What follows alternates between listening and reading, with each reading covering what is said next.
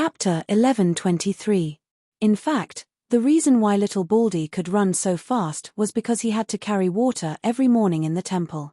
The disciples felt that his combat strength was too strong, so they tied a circle of gravity iron around the child's legs. Now that little Baldy had gone down the mountain, his body was no longer bound, so of course, his speed was extraordinary. Master Li panted behind him and cried, "Baijan, you said not to go too far. Look at your child. He looks like the kind of person who can't go too far. Children are very active." Baijan sent Master Li away with these words. At the same time, he had a general understanding of his junior brother. Originally, when he saw that the child was young, the master would not give the things in the temple to the child. Now, it seemed that he had underestimated the master's method of calling people. In fact, Baijan did not underestimate the old monk. It was just that he could not prevent little Baldy from becoming a self-taught talent. When children played, it was always noisy. A passing chief saw this and nodded with a smile. Seeing this group of children reminds us of when we were young, right? That brat of mine doesn't do homework again. This was Master Li's father. The person beside him smiled and said, "Don't worry, there's Baijan to take care of him. They're both children, why is the difference so big?" Master Li's father wanted to cry when he talked about this. Could it be a genetic mutation? On the other side, Master Li was still shouting, "Damn it, Wang Dazhuang, don't pull Master Li's pants. Left, crawl to the left. Li Hailu, get your ass back here." Just like that, little Baldy's first day in the military compound ended with Master Li being chased around the compound by his father. Little Baldy played very happily. He had to exercise every day. If he did not play like this, the energy in his body would not be used up. When Baijan brought the child home, it was almost 6 o'clock. It was time to eat again. This time, without little Baldy saying anything, Auntie Wang made a table full of vegetarian dishes. There were tomato beans, cold lotus root, stir-fried wood ears, and baby cabbage. There was everything. The pot was stewed with big rice. Usually, Auntie Wang used a small pot to stew for the young master. After seeing little Baldy's appetite, she decisively changed to a big pot. Little Baldy held the steaming white rice and ate it. From time to time, he would raise his little head and smile at Baijan. For little Baldy, the happiest thing in the world was being able to eat white rice. Only then did Baijan realize that the child's favorite was not big steamed buns, but rice. After discovering this, Master Bai immediately called the canteen in the courtyard and asked them to move all the rice that had been transported from the northeast. The prerequisite for raising a child was to feed her well. Little Baldy was indeed very full. With a round belly, he carried a small stool and ran around. She wanted to wash the dishes herself, but Auntie Wang wouldn't let the child touch them no matter what. Since little Baldy had nothing else to do, he started to move the stool again. Young Master Bai reached out and grabbed the child, taking her out for a walk. Little Baldy walked slowly this time. He was very obedient and let the little brother hold his hand. The white cat walked in front of him. When an old chief saw them, he asked, "Hey, who is little Bai holding hands with? Why are you dressed like this?" "My younger brother just came down from the mountain." Everyone that Baijan met said that the child was his. When they came out for a walk at this time, they would only meet those old men in the courtyard. Baijan's action was undoubtedly to reveal little Baldy's identity. Young Master Bai had thought of many things since he was young. Since she was his child, she would definitely be involved in both the military and the political in the future. He had to nurture the child's ruthlessness. At the very least, no one would dare to provoke little Ajiu. As for boys, they had to be raised with more integrity. This was what his grandfather often said when he raised him. Young Master Bai thought that this method should be suitable for little Ajiu. Little Baldy was soft and cute to begin with. When a few old chiefs saw her, they all wanted to hug her. "Amitabh her."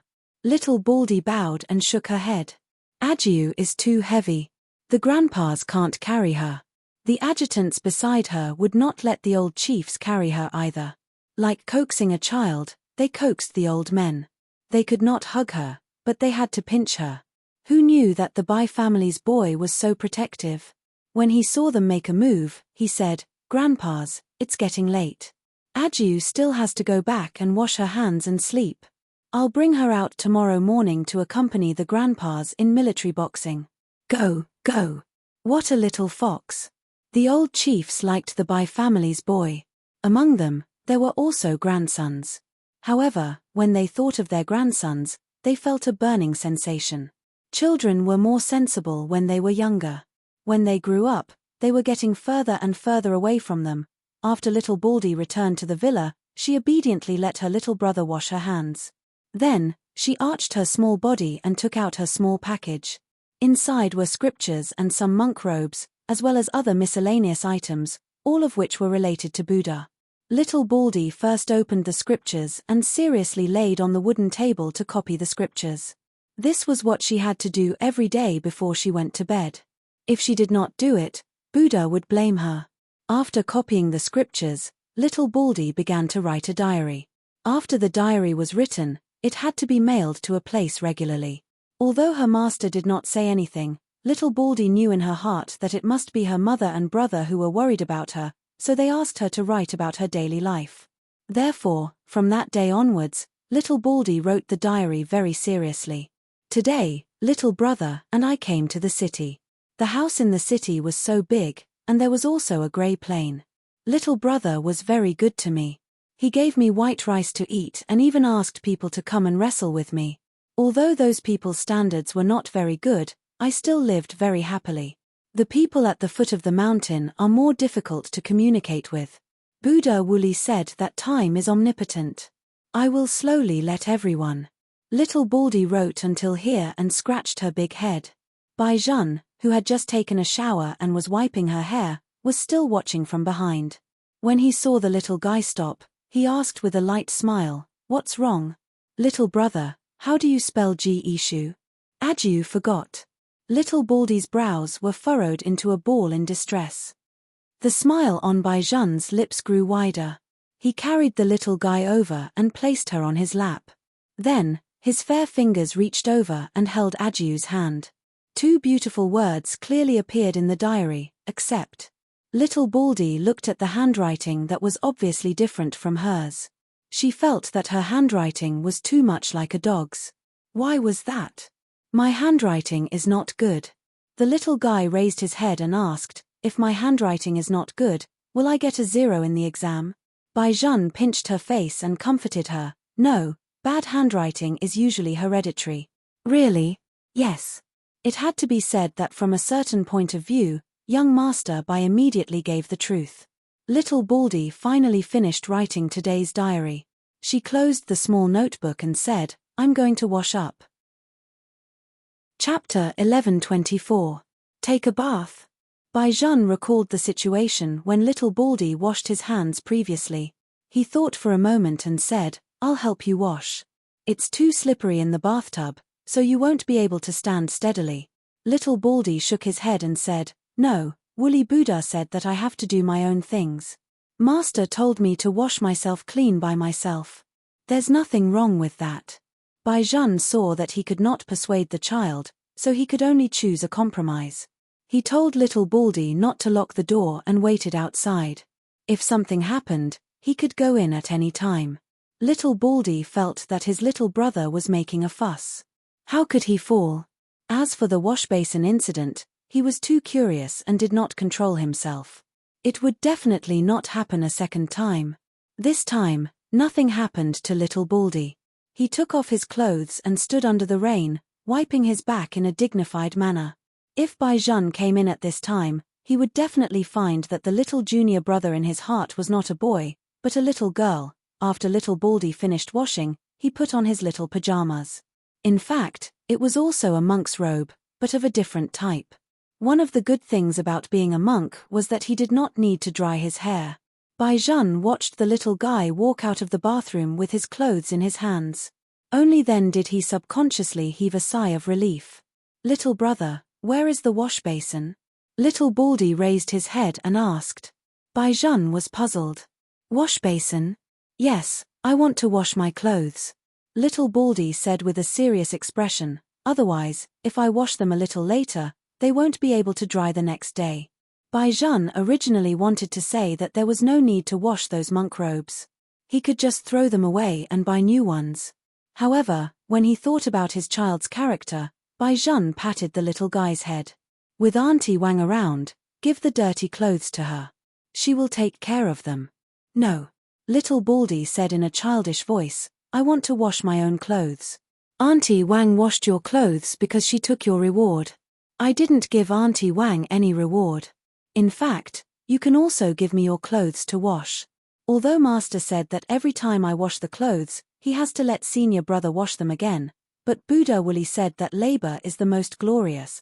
This was clearly what the party members said, not what the temple taught. Bai Zhan really didn't know what to do with the little guy. Anyway, the child ate a lot at night, so he just treated it as exercise. Otherwise, it wouldn't be good if the little guy didn't have enough food in his stomach. Therefore, Bai Zhan did not tell little Baldy that there was such a thing as a washing machine in the world. Instead, he fulfilled little Baldy's wish. Little Baldy arranged the washing powder and soap on the ground. She carried the wash basin and filled it with water. Then, she ran to Bai Zhan and asked, Little brother, do you have any clothes that need to be washed? Bai Zhan thought for a moment. He really needed to train the little guy's hands-on ability. After all, he was a boy, so he casually threw a white t-shirt to him. Wash it slowly. Yes. Little Baldy finally felt that she was of some use in this house. She placed her little Kasaya and little brother's white t-shirt into the wash basin. She poured the clothes into the wash basin, bent her little body, and washed them very seriously. The white cat was nestled by her feet. It first glanced at Bai Zhan, then leaned its head on the little master's instep. Little Baldy was very happy to wash. Bai Zhan sat at the side, looking at the child who was seriously struggling with the washing powder bubbles. He watched as she tugged at her t-shirt and rubbed it. When she raised her hand, her little nose and head were full of bubbles. He could not help but laugh. Little Baldy did not know what her little brother was laughing at. She only knew how to be happy. She also had a lot of energy in washing the clothes. Later, Bai Zhan finally understood why the master did not let the child wash the clothes. Those rough monk robes were still okay, but that Givenchy t-shirt of his could not be worn anymore. Only this child of his could wash the clothes until they were ruined. Bai Zhan felt that no matter what, he still had to praise little Baldy. After all, she had worked hard. However, he also had to remind little Baldy to pay attention to her strength when she washed the clothes in the future. Little Baldy was surprised. Isn't that good? I was afraid that I wouldn't be able to wash it clean, so I used twice as much strength.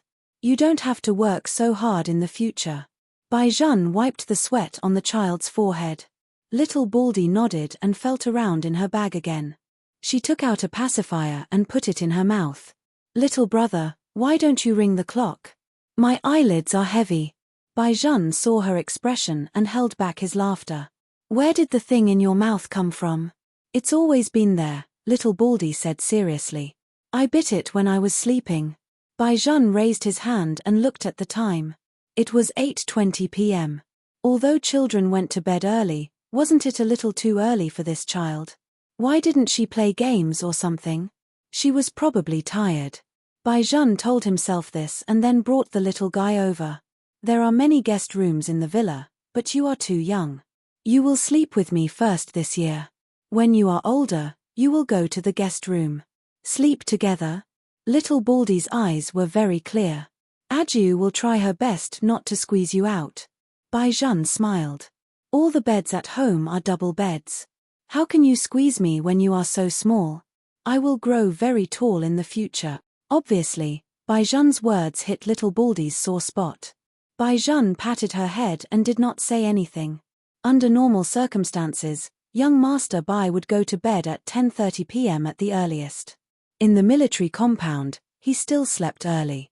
Every day, he had to play games with Master Li and the others.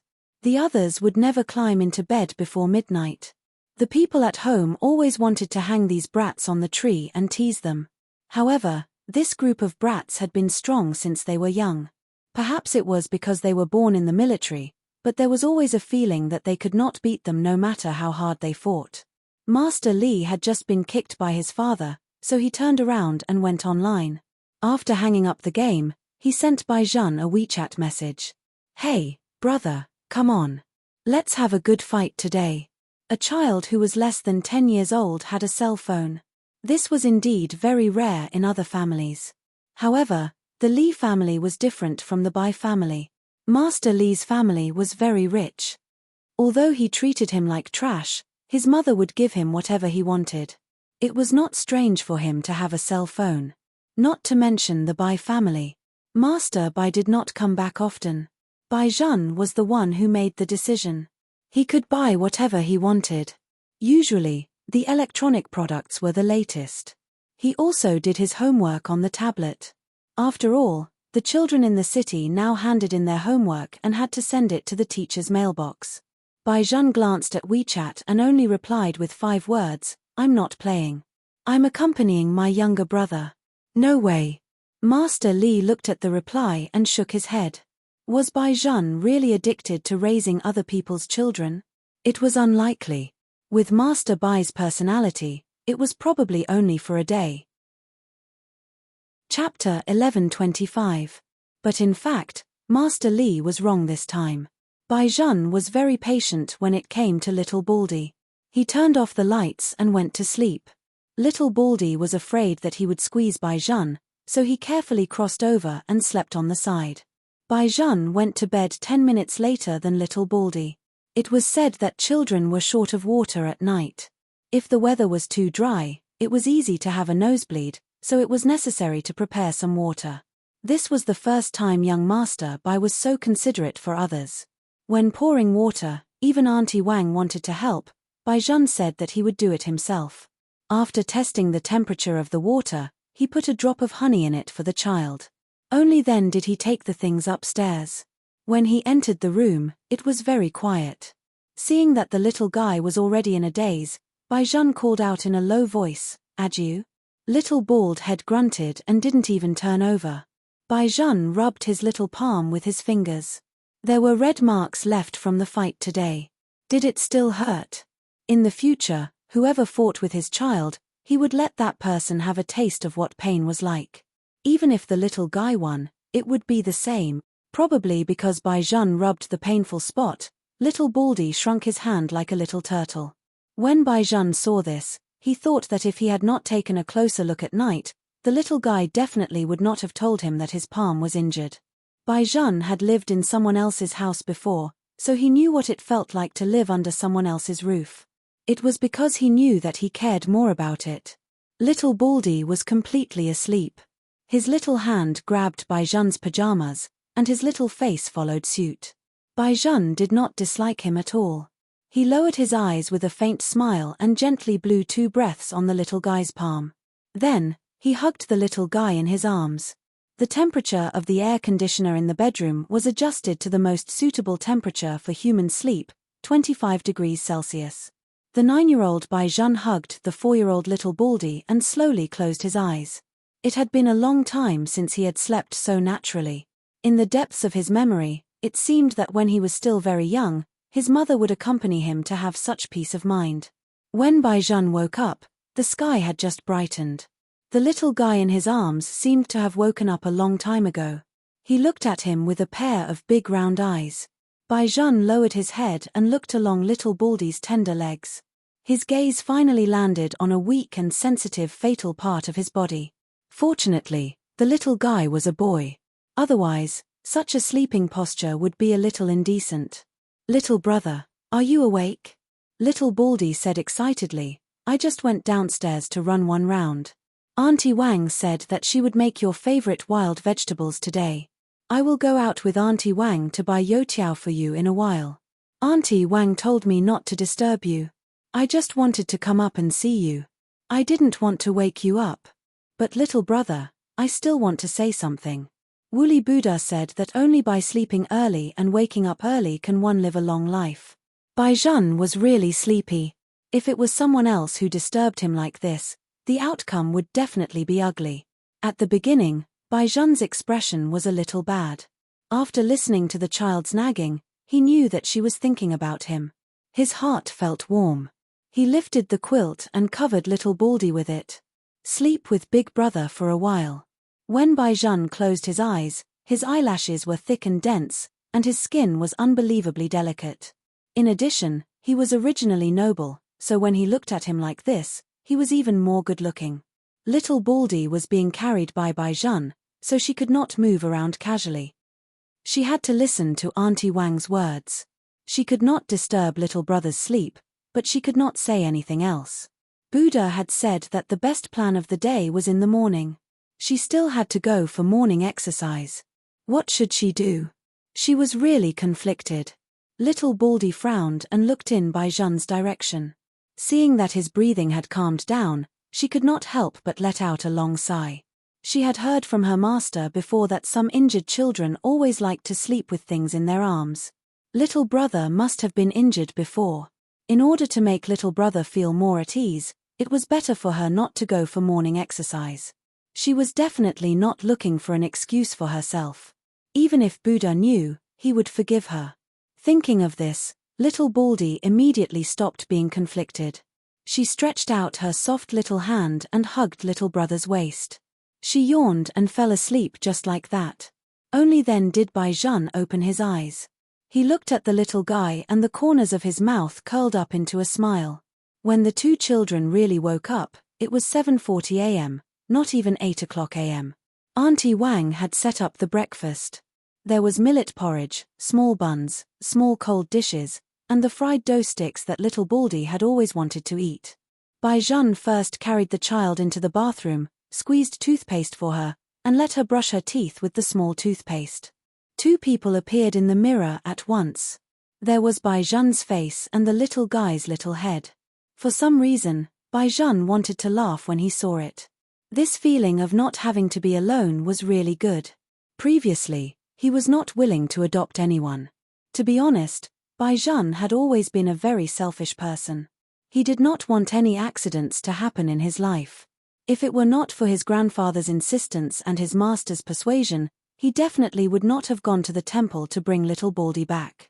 But now, just as his grandfather had hoped, he seemed to have a human aura. Moreover, Baizhan was very clear that this was all because of the little guy in front of him. If it were someone else, he would not have such a feeling. In the future, this person would be his. That was probably how he felt. He had to be responsible for the little guy. After all, Ajiu was still so young. She would definitely be bullied when she went out. But in fact, everyone knew that with little Baldy's ability to fight, it was already good enough that she did not bully others when she went out. How could she be bullied? Just as Baizhan was distracted, little Baldy licked her little lips and said seriously, "Little brother, this toothpaste is very delicious. It's completely different from the one my master bought for me in the past." Baizhan was speechless. This attribute of being able to eat anything had to be changed immediately. Little Baldy only tasted the taste. She was not stupid enough to really eat the toothpaste. This was the cutest. She gulped down a big mouthful of water. After rinsing her mouth, she lowered her little head and spat out the water in the sink. Baizhan patted his child's head and wiped her face. Then, the two of them walked out of the bathroom. Auntie Wang felt gratified when she saw this scene. After Baizhan's parents passed away, she came to the Bai family. At that time, the Bai family had already changed 3 cooking aunties. The old chief was often not at home, leaving the young master alone. In the beginning, those cooking aunties still cooked for the young master obediently. Later on, they began to be scheming. It was said that there was once an auntie who wanted to take the Bai family's money while the old chief was not around. After being discovered by the young master, she said that she wanted to buy delicious food for the young master and told him not to talk nonsense. Chapter 11:26. At that time, the young master was indifferent to everything. He did not even inform the old master. He directly called the adjutant in and dismissed that auntie. Such an action was undoubtedly a sign of overmaturity for a 5-year-old child. The old chief's worry also began at that time. Because after that time, the old chief consulted a psychiatrist for the young master. At that time, the psychiatrist only gave the old chief one sentence, saying that the young master was still young and not obvious. In the future, whether he walked on the military or political path, such a person would only do things ruthlessly because in his heart, there was no love at all. In fact, if he was a little more extreme, he would become a dark figure. Once he committed a crime, he was even more vicious than a real outlaw. Now that little Ajiu was here, looking at the way the young master spoiled the child, he was really no different from other people of the same age. Except for when it came to dealing with little Ajiu, the young master liked to do it himself. He was more composed than young Master Li and the others, but the smile between his brows was warm. Little Baldy was already sitting on a small chair and eating with a small spoon. When they were almost done eating, someone came in from outside. It was Lin Ziwen, Master Li, and the others who had talked about little Baldy yesterday. When Lin Ziwen first entered the room, her small face was a little ugly. She had already tried her best to smile. Children nowadays were different from before. They knew a lot of things at such a young age. Even if she did not like little Baldy in her heart, Lin Ziwen would not show it. She only said to Bai Zhan, "I was wrong yesterday. Since Ajiu has entered the Bai family, she is a member of the Bai family. In the future, I will treat Ajiu like my own younger brother. Brother Bai Zhan, can you not be angry with me? I didn't mean to say that about Ajiu." Behind Lin Ziwen was a group of other children, both men and women. Everyone stood there and looked at Bai Zhan. This undoubtedly showed Bai Zhan's status as the king of children in the military compound. Little Baldy was eating happily. He raised his head from the big bowl and sized up the people who came in with his clear and bright eyes. Bai Zhan patted the child's head.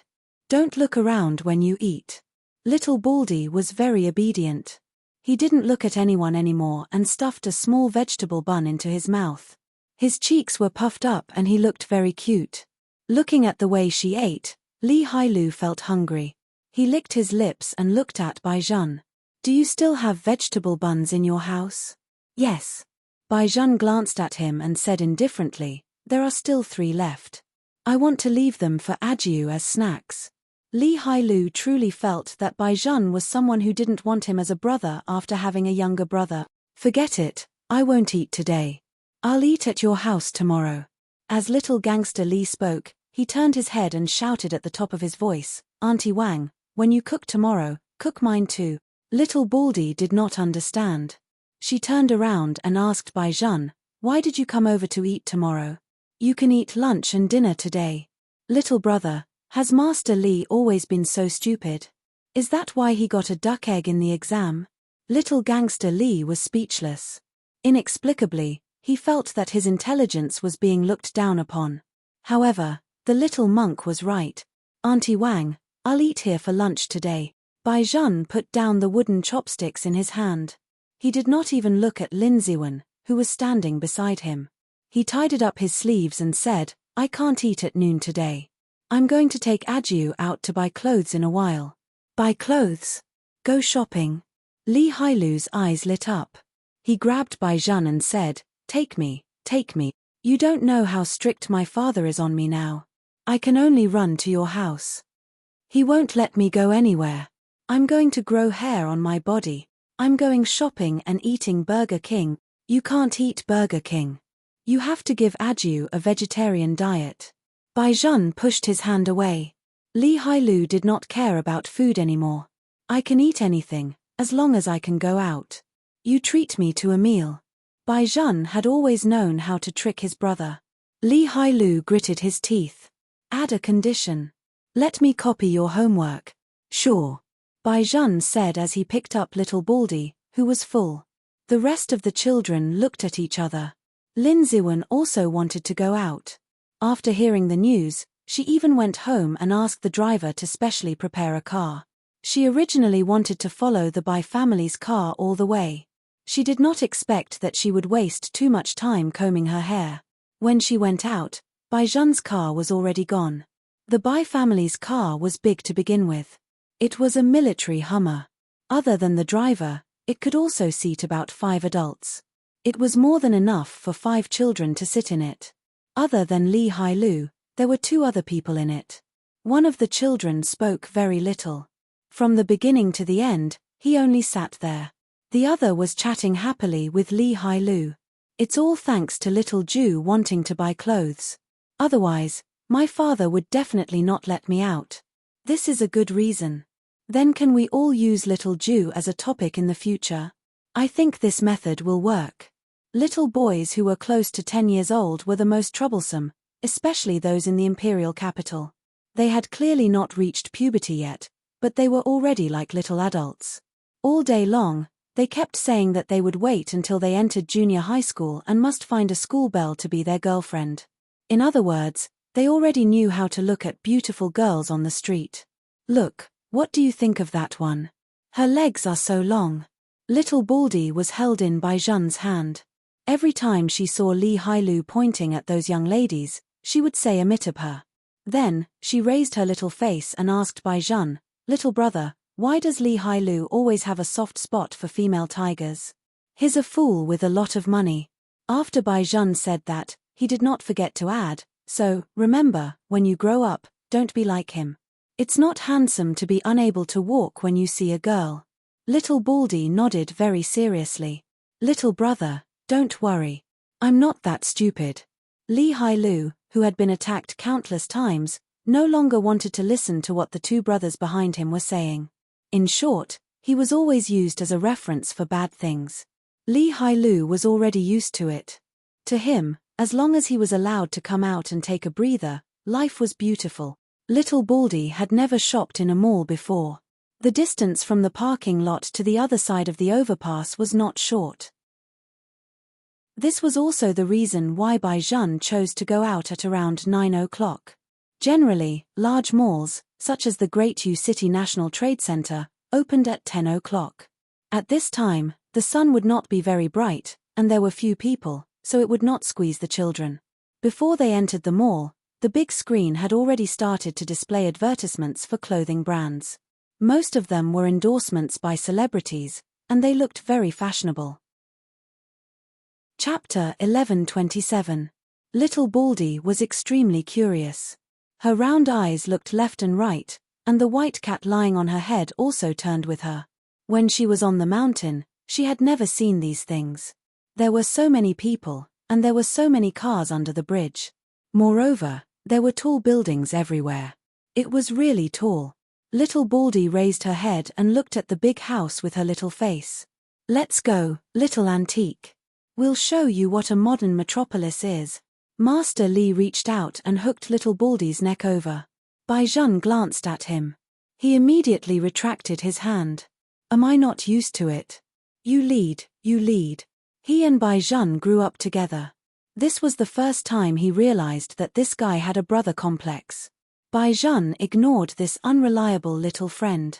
He knew that there were not many things in the temple, so he explained to little Baldy one by one what she saw. Little Baldy did look like a person from ancient times, but even so, she held Bai Jeanne's hand all the way. Until the big screen of the mall began to play an advertisement for children's clothing. Little Baldy suddenly stopped. She didn't even hold Bai Jeanne's hand. She ran to the opposite side of the screen. Her little hands grabbed the railing and looked at the star that appeared on the screen. The other party was less than 10 years old, but he was wearing the hottest black skeleton t-shirt this year. His skin was very white, as if he didn't need foundation to show the unique temperament of a vampire. Little Baldy suddenly stood behind and stopped moving. The other children also stopped. Master Li followed her gaze and glanced over there. He snorted disapprovingly. "So it's him. He looks like a gigolo. I really don't understand. Why do the girls in the class all like this guy called Shongxie? Is he very handsome?" Handsome. Little Baldy had never been so hostile to anyone. Her eyes were cold. "Don't talk about him. If I hear you talk about him again in the future, I'll hit you." Little gangster Li was dumbfounded. What was going on? Could it be that Ajiu was also chasing stars? Bai Jeanne also frowned. He thought for a moment and reached out to bring the child to his side. "Ajiu, you can't just beat people up." "I know," Little Baldy said in a muffled voice. Bai Jeanne still didn't want to scold the child too much. "Be good. I'll take you to buy clothes." "Yes." Although Little Baldy agreed, he turned around to take a look every step he took. When the advertisement was gone, He seemed to be in a good mood. Baijan also noticed the change in the child. He thought that she was happy because she was going to buy new clothes. In fact, Baijan did not know. The reason why little Baldy was so happy was because he saw his brother here. Her real brother. Bailey Shangxia. When they were on the mountain, little Baldy would always receive all kinds of things. They were all sent to him by his second brother. There were photos of her parents, as well as photos of her two brothers. There were also 4 people together, deliberately leaving space for her to take a group photo.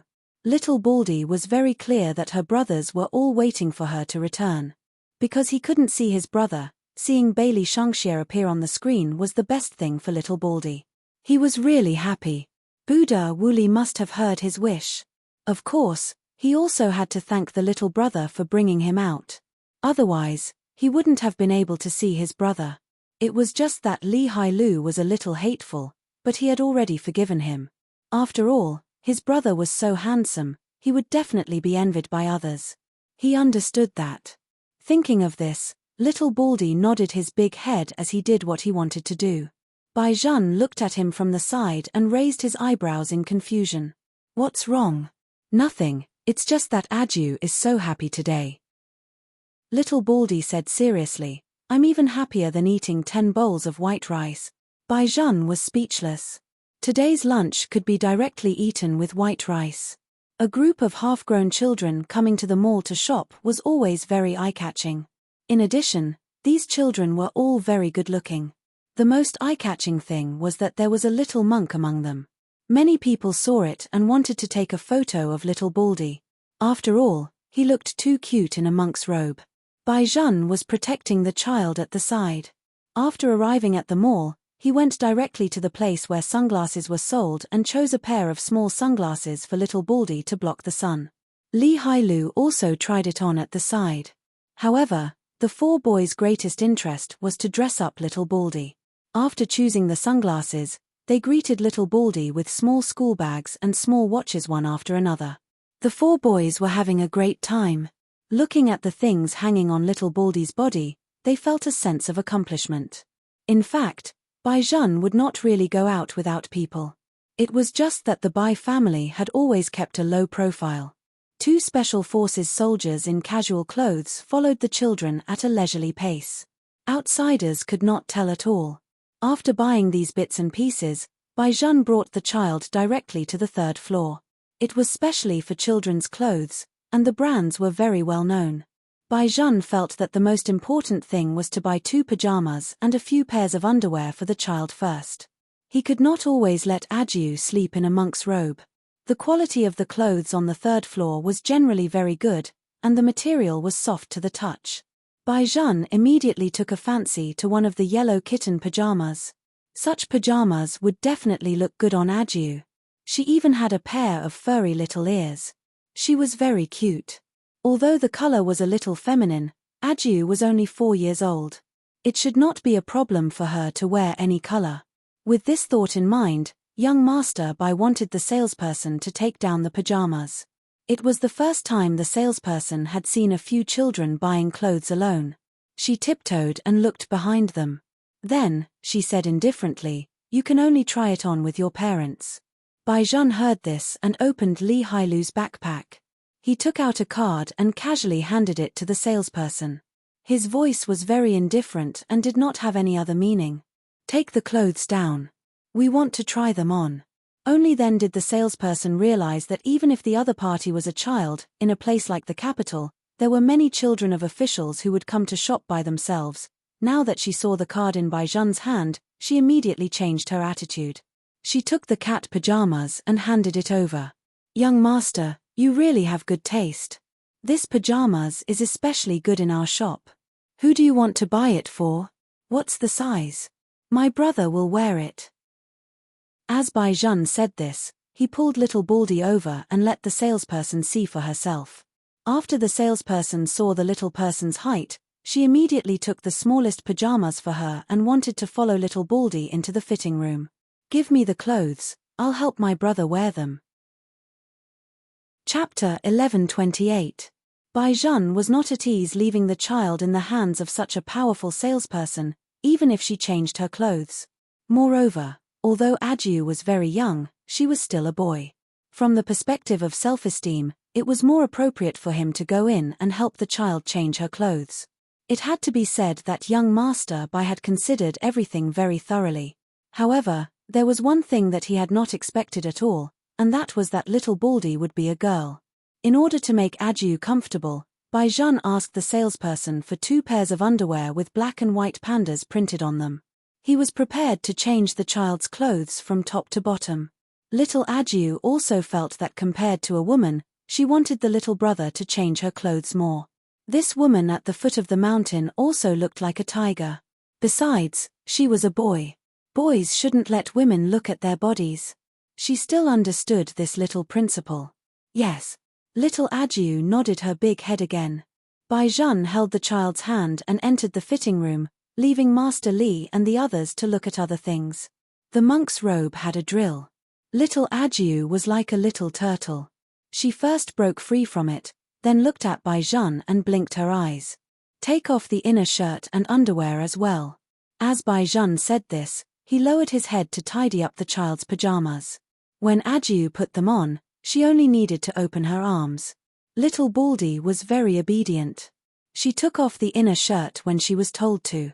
She bit the corner of her clothes with her small mouth and revealed her bare little body with a whoosh.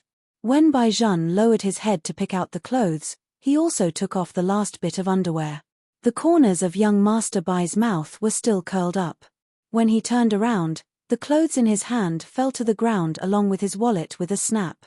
For the first time in his life, young Master Bai experienced what it meant to be dumbfounded. Outside, Master Li and the others heard the sound of the fitting room. They thought that something had happened, so they knocked on the door. What's wrong, Master Bai? Is it that the child's clothes are particularly difficult to wear?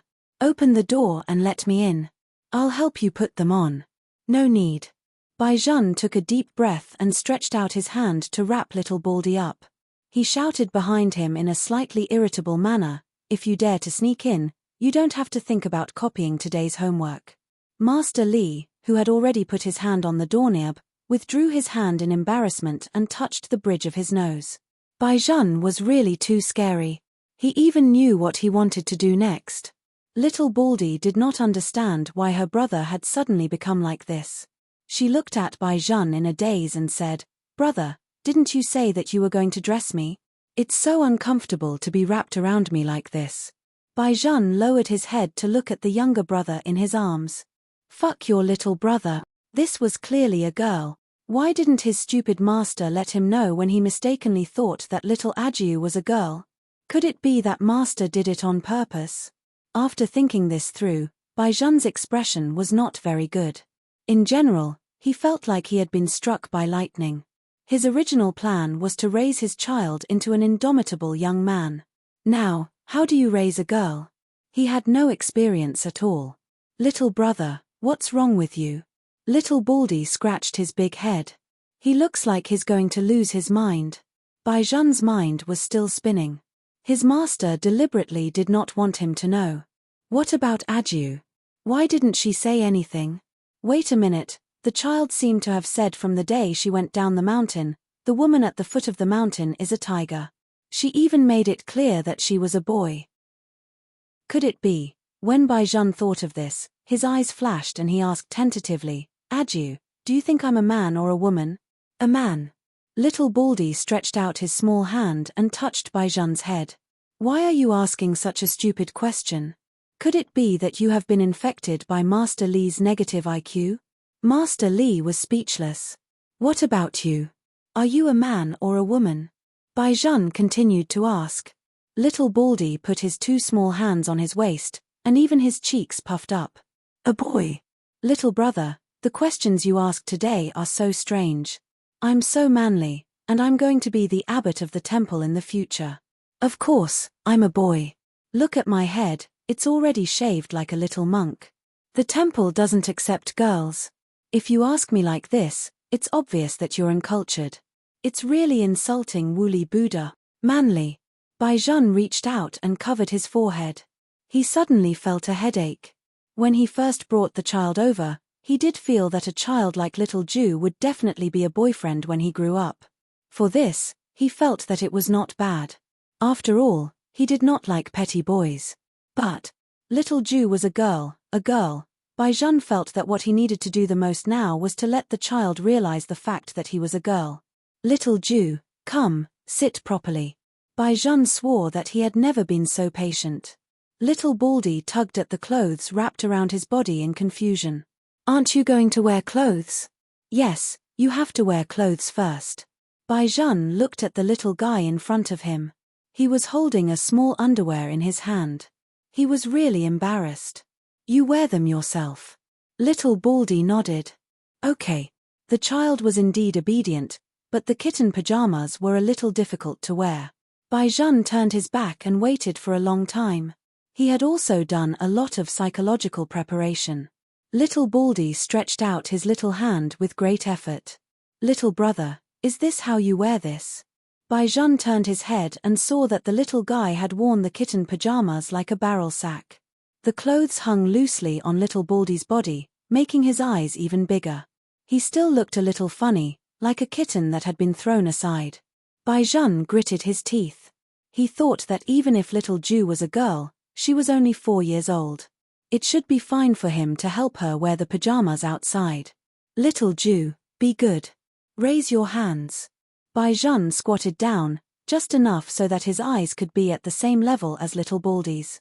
Little Baldy nodded. His 2 little arms obediently stretched up. He looked so obedient and cute that Baizhan subconsciously kissed his forehead. After the kiss, young Master Bai paused for a moment. The little guy was fine. He rubbed his forehead and smiled sweetly at Baizhan. He continued to raise his little hand seriously and said, Little brother, fortunately, you are a man. I read in the Buddhist scriptures that a person with a calm mind cannot be kissed by a girl. If that happens, I will break the precept. After breaking the precept, I will not be able to be the abbot of the temple. How obsessed was he to be in charge? Child Bai also smiled. Even if she was a girl, it didn't matter. She was his. However, there was one thing that had to be changed. That was the education policy. Chapter 1129. Baizhan reached out and straightened the tail on the child's pajamas. Then, he turned her sleeve. In less than half a minute, a cute little tabby cat came out of the oven, steaming hot. Little Baldy followed behind Baizhan just like that, like a little mascot. Li Hailu watched from the side and couldn't help but exclaim, Fuck, what's that saying? Buddha relies on gold, and people rely on clothes. Aju looks really good in pajamas. Come, little Aju, come and take a photo with me. I'll make those who don't have a younger brother envious to death. Baizhan pulled the child back and said to Li Hailu, I have something to discuss with you. Li Hailu was stunned. That was Master Bai. Master Bai had done everything by himself since he was young. When had he ever been kind to others? Li Hailu was excited and shouted, What's the matter? What's the matter? Let's talk about it later. Baizhan glanced at the other 2 friends beside him. Let's find a place first. Li Hailu suggested, the Burger King is downstairs. You forgot that Aju can't eat meat. Xiao Lin reminded him. He had never liked to talk, and his voice was cold. If he did not like little Baldy, he definitely would not have let her notice him. Li Hailu patted his head. We can only order cola ice cream and fries. Aju definitely hasn't eaten fries before. Children love fries. Fries. Little Baldy leaned over with her big bald head. What's that? Li Hailu spread his hands, meaning, look. Okay, let's go to the Burger King. Baizhan held little Baldy's hand and wanted to leave. Little Baldy twisted her little body. Monk's robe, my monk's robe. According to the child's personality, if he said to throw it away, it would definitely not be allowed. Baizhan asked the salesperson to put the monk's robe on the child. He brought the little tabby cat downstairs. Not being able to eat meat was simply torture for boys. Little Baldy also saw it. She raised her small face and said to little gangster Lee, who was in line, You can order meat, but Aju doesn't eat meat. You can eat it. I want to cultivate. Woolly Buddha said that you can't ask others to eat vegetarian like you. You have to be tolerant. When you grow up, you don't need to be abbot. When Master Li heard this, he turned around and glanced at Bai Zhen. Master Bai, do you feel that the words that your child says are always so likable? They are all great principles that even adults can't do. What's that called again? Great wisdom appears to be stupidity. Bai Zhen's voice was very indifferent. You guys order. I'll bring little Nine to the big table to sit. Little Gangster Li made an okay gesture. Okay. Without the consideration of meat, little Gangster Li was having a great time ordering. He ordered all kinds of overlord chicken strips and fragrant spicy chicken wings. After all, they still had to eat lunch later, so they had to eat some snacks to fill their stomachs first. At that time, he didn't know little Baldy's appetite, so he ordered an ice cream cone and a small serving of fries for the little girl. After all, Bai Zhen was so obsessed with his brother. If he ordered too much and little Ajiu couldn't digest it, Bai Zhen would definitely drag him over and beat him up. This plate was just right. Little Gangster Li confidently carried the food to the long table and inserted a straw into the Coke. Usually, his father was strict and didn't let him drink these things at all. Now, he could finally drink without any scruples. On a hot summer day, drinking a mouthful of Coke filled with ice was extremely satisfying. Little Ajiu stood there and looked at her brothers and then at her own. It was a little too little. Why? By the way, brother, what do you want to discuss with us? Every time little Gangster Li spoke, his voice was mixed. Bai Zhen glanced at the child standing at the side and saw that little Baldy was circling around his cat tail. His voice was slightly lowered. Ajiu is a girl. Fart. Little Gangster Li spat out a mouthful of Coke. Little Baldy and Bai Zhen had both learned martial arts since they were young. Their reaction speed was extremely fast, and they dodged in a flash. The other two people were not so lucky. They were spat in the face by little Gangster Li. No, no, cough, cough, cough. Master Bai, what did you say? Little Gangster Li's eyes widened. Our little monk is a girl. A delicate girl like the prettiest girl in the academy. Bai Zhen looked at him calmly. That's my girl, not yours.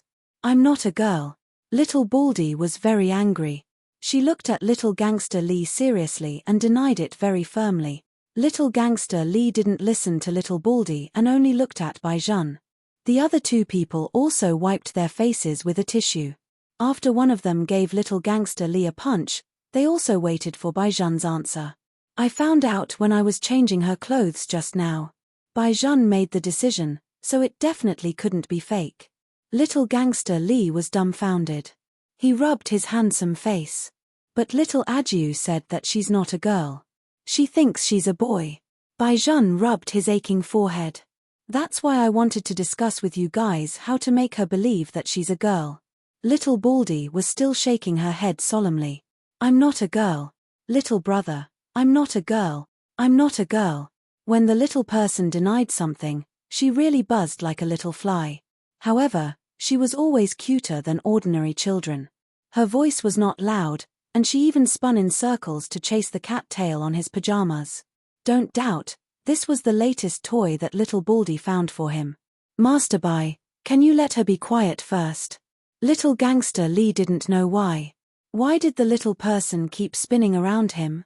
His eyes were dizzy.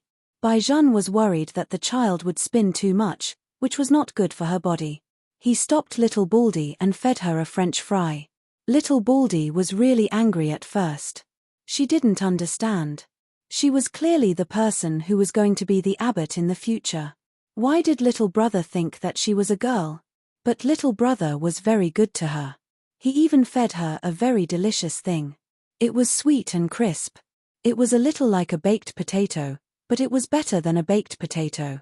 The little person was immediately happy. She temporarily put aside the question of whether she was a boy or a girl and raised her little face to accept Bai Zhen's feeding. You still have a way. Little Gangster Li gave Bai Zhen a thumbs up with a face full of admiration. If he had to take care of a 4-year-old child all day long, he would go crazy. Fortunately, little Ajiu was still quite obedient. It was just that the question of whether she was a boy or a girl. He had never met a child who would mistake his own gender. Aju's will is so firm. It will definitely be difficult to change her perception of herself. Brother Bai, haven't you been to Shaolin Temple before? Since you and Aju are from the same sect, do you want to ask your master how to deal with this matter? Chapter 1130.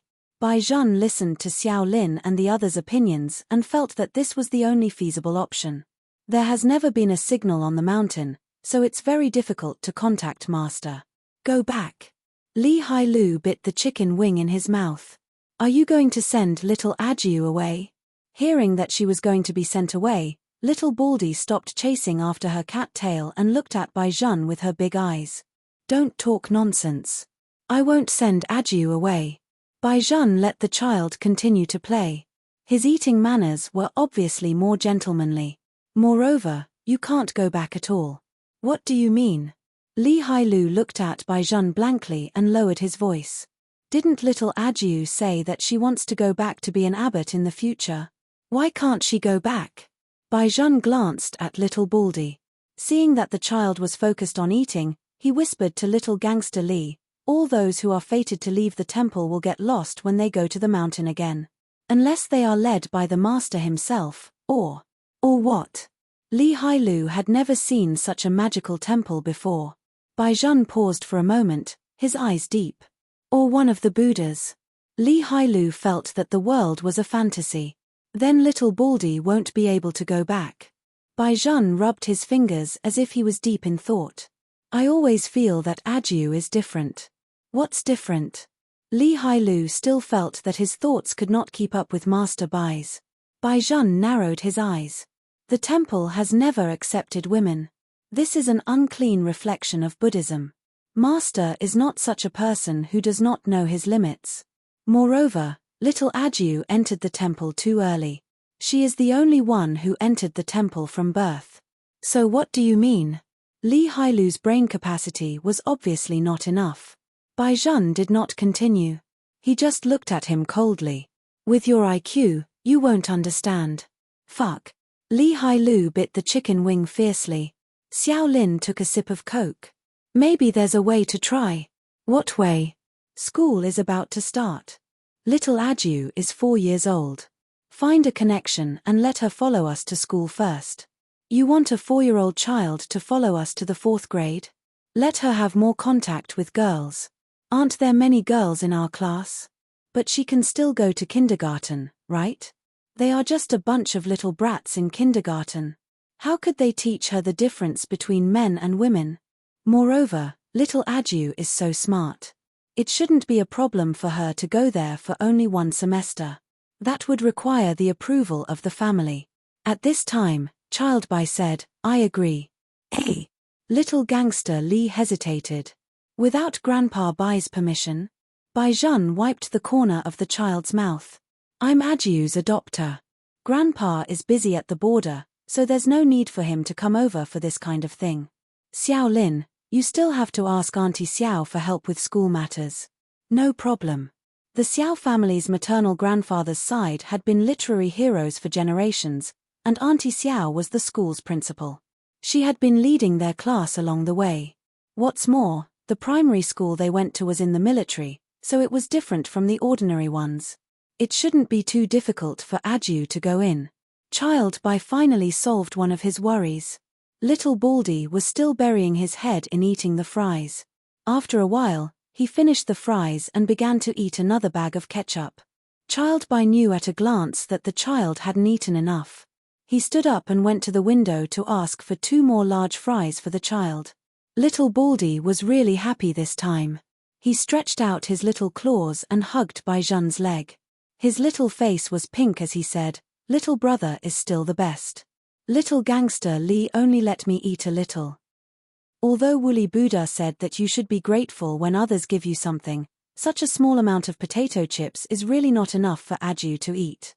Little gangster Li, who had been shot countless times, was speechless. However, the little girl was still very good to little gangster Li. She was very grateful and gave half of the fries that Bai Zhan gave her to her brothers. She even gave little gangster Li an extra bag of ketchup. Little gangster Lee was so touched that he wanted to hug little Baldy and kiss her a few times. However, he was kicked aside by Baizhan. Xiao Lin was in charge of taking photos. With a click of his phone, he saved little gangster Lee's photo in his photo album. Although the few of them had been bickering and their personalities were different, it could be seen that they had a good relationship. Many people were envious of having such a childhood. During lunch, Xiao Lin even took a group photo for everyone. In the photo, Xiao Lin was holding his finger, and another boy was hugging little gangster Lee's neck. The most eye-catching one was little Baldy, who was sitting in Baizhan's arms. The cat's ears stood up, and it did not know that it was taking a photo. It had a piece of vegetable in its mouth and looked at the camera adorably. As soon as this photo was posted on WeChat Moments, the grandparents in the courtyard began to like Xiao Lin. Only after going out alone, Lin Ziwen, who did not find Baizhan and the others, fiercely threw her phone on the seat. She lay on the car and cried. She continued to cry until she returned home at night. Lin Ziwen's mother was also a child protector. When she saw her daughter crying, her heart ached. She first scolded the adjutant, then pulled Lin Ziwen to ask what was going on. Lin Ziwen hummed and wiped her tears. It's all because of that little country bumpkin from the village. She thinks that she is a member of the Bai family after entering the Bai family.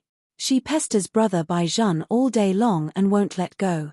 Mom, I hate that little country bumpkin. I hate it to death. Everything she sees is strange. She has never seen the world at all. She only knows how to spend the Bai family's money. You can't say that. Mother Lin glanced at her. But since she's from the outside, she should follow some rules. This child is obviously uneducated. She doesn't know the difference between cloud and mud at all. When I see this child next time, I'll help you say a few words. A little country bumpkin from the mountain dares to embarrass my daughter. These words were exactly what Lin Ziwen wanted, and the girl immediately laughed. Don't underestimate a girl's jealousy, especially this kind of little girl who had been wrong since she was young.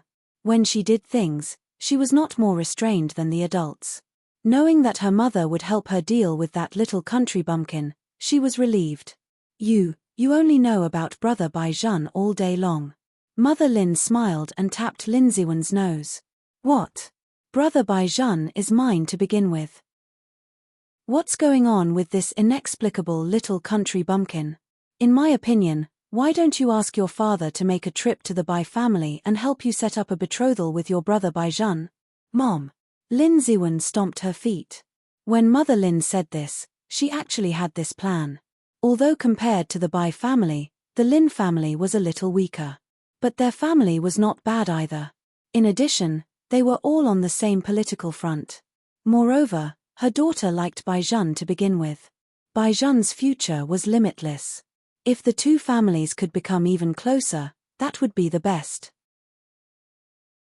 Chapter 1131. In the military compound, they were actually more particular about matching in terms of social status than ordinary families. However, these details were usually not known to people who were far away from the circle. It was actually a very simple matter. Usually, what we learned was that the rich second generation married a celebrity and thought that they were very powerful. However, what really made the celebrities squeeze their heads to enter was the military and political circle. But no military officer would marry a celebrity. To put it cruelly, they only knew how to play. From the moment they were born, it meant that their other half had to be from the same family. If not, at the very least, they had to come from a well-off family and be well-educated. Mother Lin was confident that the Bai family would also choose her daughter. After all, it was obvious. Right now, she only had one thing in mind, and that was to find an opportunity to teach that poor kid from the mountain a lesson. Since they were here, they should follow the rules here. At 5 o'clock in the afternoon, when it was close to dusk, it suddenly started to rain sporadically in the imperial capital. The group of children who were the backbone of the group had finally returned. Baizhan was still holding little Adju in his arms. The ground was full of water, so he did not let her go down. When the rest of the children saw the Bai family's car, they all recognized the license plate number. One by one, they all came out. 4 of the 5 came to ask Baizhan to copy their homework. After all, there were only 7 days left until the end of the summer vacation. If they did not take advantage of this time to copy what they could, when school reopened, they would definitely owe more debts. The most annoying thing was the diary that the teacher had given them. Oh my God, wasn't it making things difficult for a group of big boys to record their daily lives like girls? Could it be that they had to write in their diary every day, "The weather is so good today. I stayed at home and played online games for the whole day"? Or, "Today, I went to the East Courtyard to fight with Brother Bai and the others. It was so cool." No matter what they wrote, the teacher would definitely let them call their parent. Therefore, the boys should not be allowed to write in their diary for summer homework. Wasn't this clearly asking them to lie to the teacher? If they did not want the teacher to criticize them, they could only write, "The weather is good today. I dream of the red chamber at home for the whole day." Or, they could also write, "It's raining outside, so I can't go out with my parents. I obediently cooked a sumptuous dinner at home. That was why. Teacher, don't play tricks anymore. Can you be more sincere?" The above were the original words of Lee Hai-lu. Little Baldy couldn't understand these things. Firstly, she didn't know what League of Legends was. Secondly, she had to write in her diary every day. She was already used to it. Therefore, a group of boys sat beside the coffee table, sticking their little butts out and copying homework, while a few others held their noses and racked their brains to write diaries. Little Baldy also took his own diary. She felt that this kind of learning atmosphere was very good, although Lee Hai-lu looked a little silly with a horizontal bar on his head. However, this did not affect Little Baldy's mood. She lowered her head and clenched her fists as she wrote seriously, "Today, little brother took me out to buy clothes. The clothes were very interesting.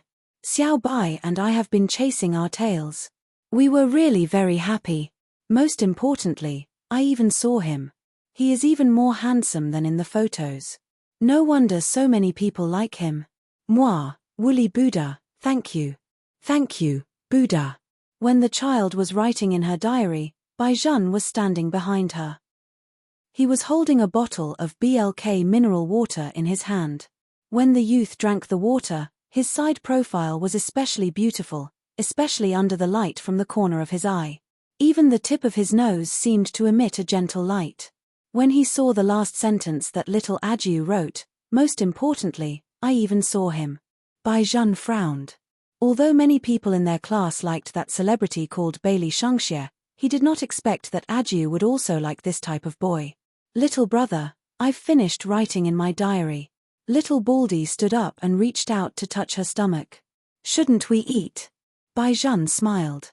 Seeing that the tail behind her was still swaying, he bent down and fed her a mouthful of water. "Auntie Wang is still doing it. We can eat in a while." "Yes." Little Baldy listened to Baizhan the most. Seeing that he said so, she patrolled Lee Hai-lu and the others with her little hands behind her back. In the end, she came to the conclusion that making this group of people do homework was more uncomfortable than making them eat durian. Little Baldy also noticed that Xiao Lin did not seem to need to write at all. He was standing in the living room and playing a game of killing fruits in front of the huge screen on the wall. Halfway through, Xiao Lin called and asked Little Baldy to kill it for him. Little Baldy also glanced at the side just now and cleverly learned how to play. As soon as she started, there were a few clattering sounds. When Xiao Lin came back, Little Baldy just happened to do a small somersault backward. Her tail swept on the ground and she landed perfectly. Xiao Lin was already dumbfounded. When he looked at the screen again, she actually broke the record. The record that he had been killing for an entire summer vacation was broken by a 4-year-old child just like that. No one who was born in the military compound admitted defeat. Xiao Lin narrowed his eyes and pulled up the shooting game. He played a round first, so of course his results were good. After all, he was someone who had touched a real gun before. However, what he did not expect was that Ajiu actually shot more accurately than him and used less time. She was simply beating him. "Ajiu, is this really your first time playing this game? I don't even know how to use this gun. I didn't press the first button just now. Otherwise, I would have fired all the shots." Xiao Lin was speechless. So the one you missed was the equipment you weren't familiar with? Xiao Lin turned his head and wanted to find Bai Zhan for comfort. Your younger brother. Oh no, it's your younger sister. Is she really not a mechanical genius? You're too stupid. Bai Zhan took the gun from his hand and then put on the game blindfold. With 3 bangs, each shot was a 10-ring crosshair. Moreover, it took very little time. Not only did he fire 10 shots in a row, but he also raised the difficulty level. Xiao Lin felt that it was a wrong decision to come to Bai Zhan for comfort. This was simply a pair of siblings who tortured people to death without paying for their lives. After seeing Bai Zhan's marksmanship, little Baldy ignited an unprecedented desire to fight. She wanted to compete with her little brother. However, Bai Zhan would not compete with her no matter what. He took her to wash her hands and fed the child a large bowl of dumplings. The dumplings were stuffed with cabbage. There were fried dough sticks in it, so it tasted especially delicious. Little Baldy ate until her stomach was bulging. Just as she was about to hug her little brother to sleep, Bai Zhan said to her, "We can't sleep together in the future." Chapter 1132. Why? Little Baldy didn't understand. Everything was fine yesterday. Why did little brother suddenly change? Didn't he say that he wouldn't send her away? Bai Zhan looked down at her. Adu, haven't you always thought that you were a boy? It's not that. Little Baldy seriously corrected Bai Zhan. It's that I'm a boy.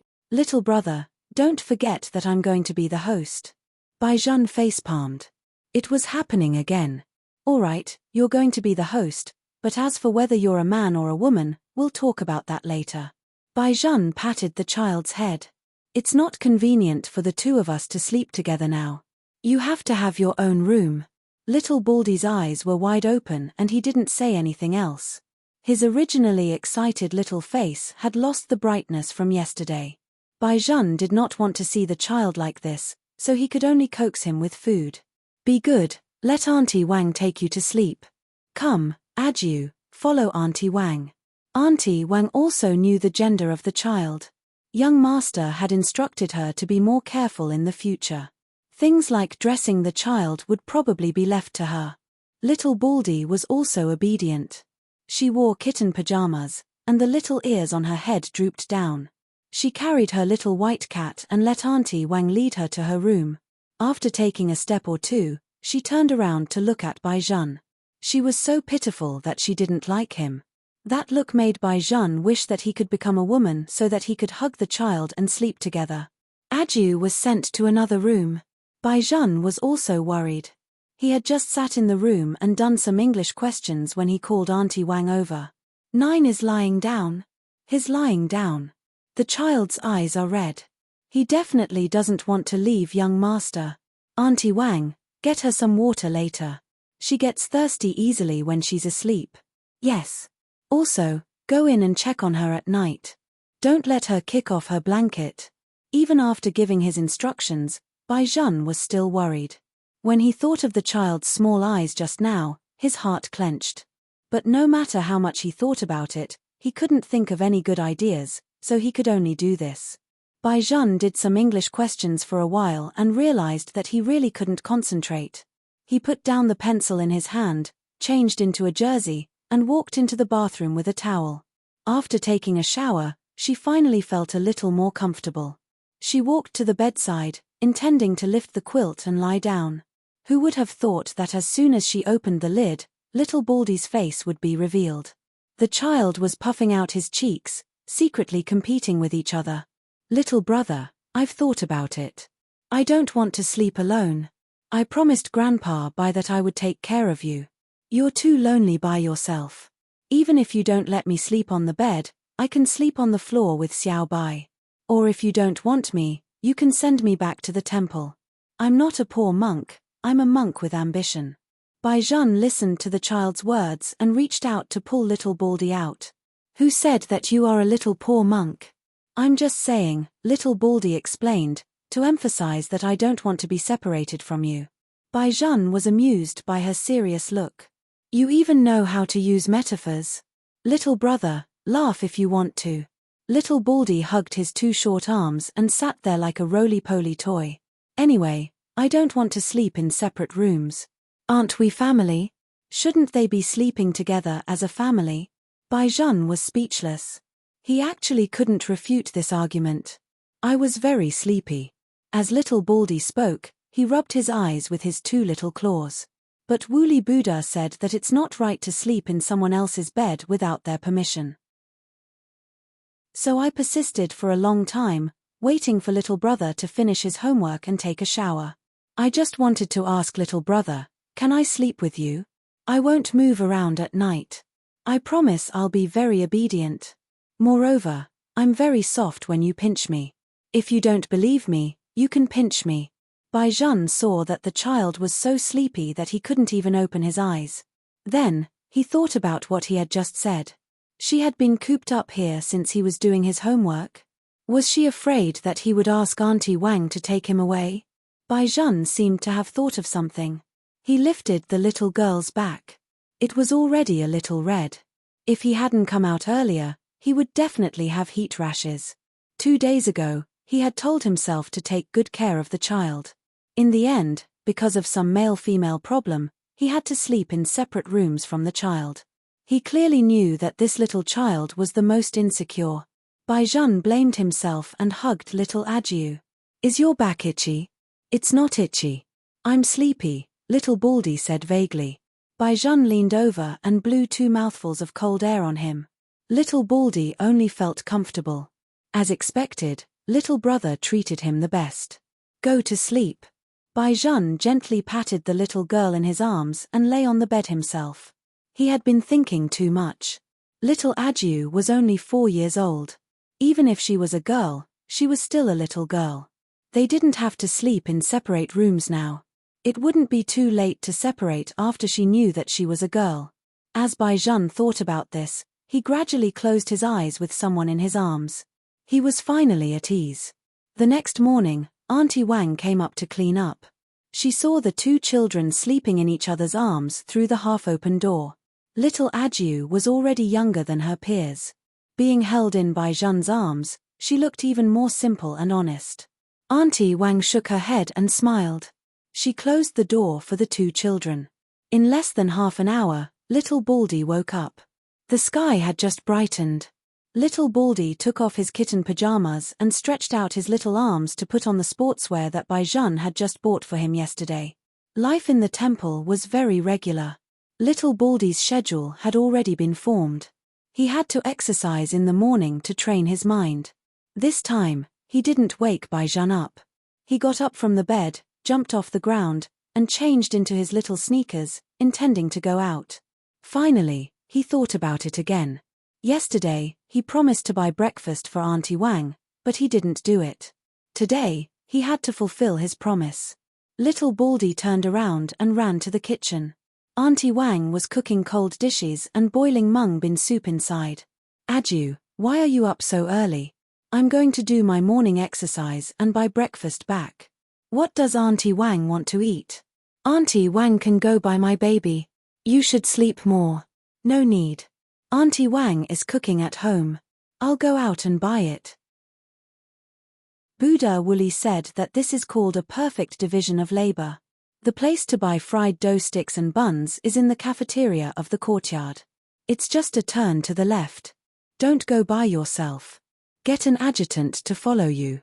Although the courtyard was safe, Auntie Wang was still worried.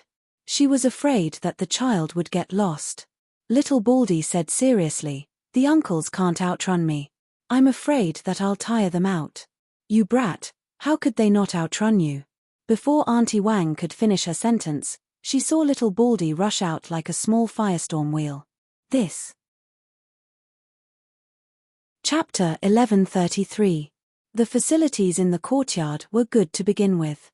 There were tall locust trees everywhere, and when the breeze swayed, indescribable small white petals would appear.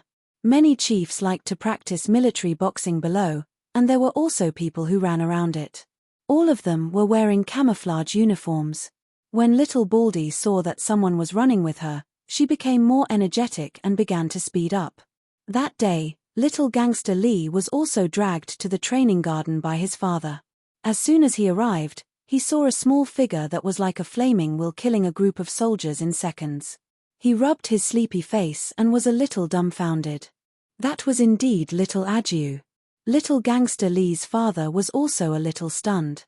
After looking at her, he looked at his son and felt even more annoyed. Look at her. Even a little kid runs faster than you. Little Gangster Lee was very careless. She is the sister that Bai Jun brought back from the mountain. Of course she runs fast. You both live together. How can you be so different from the Bai family's child?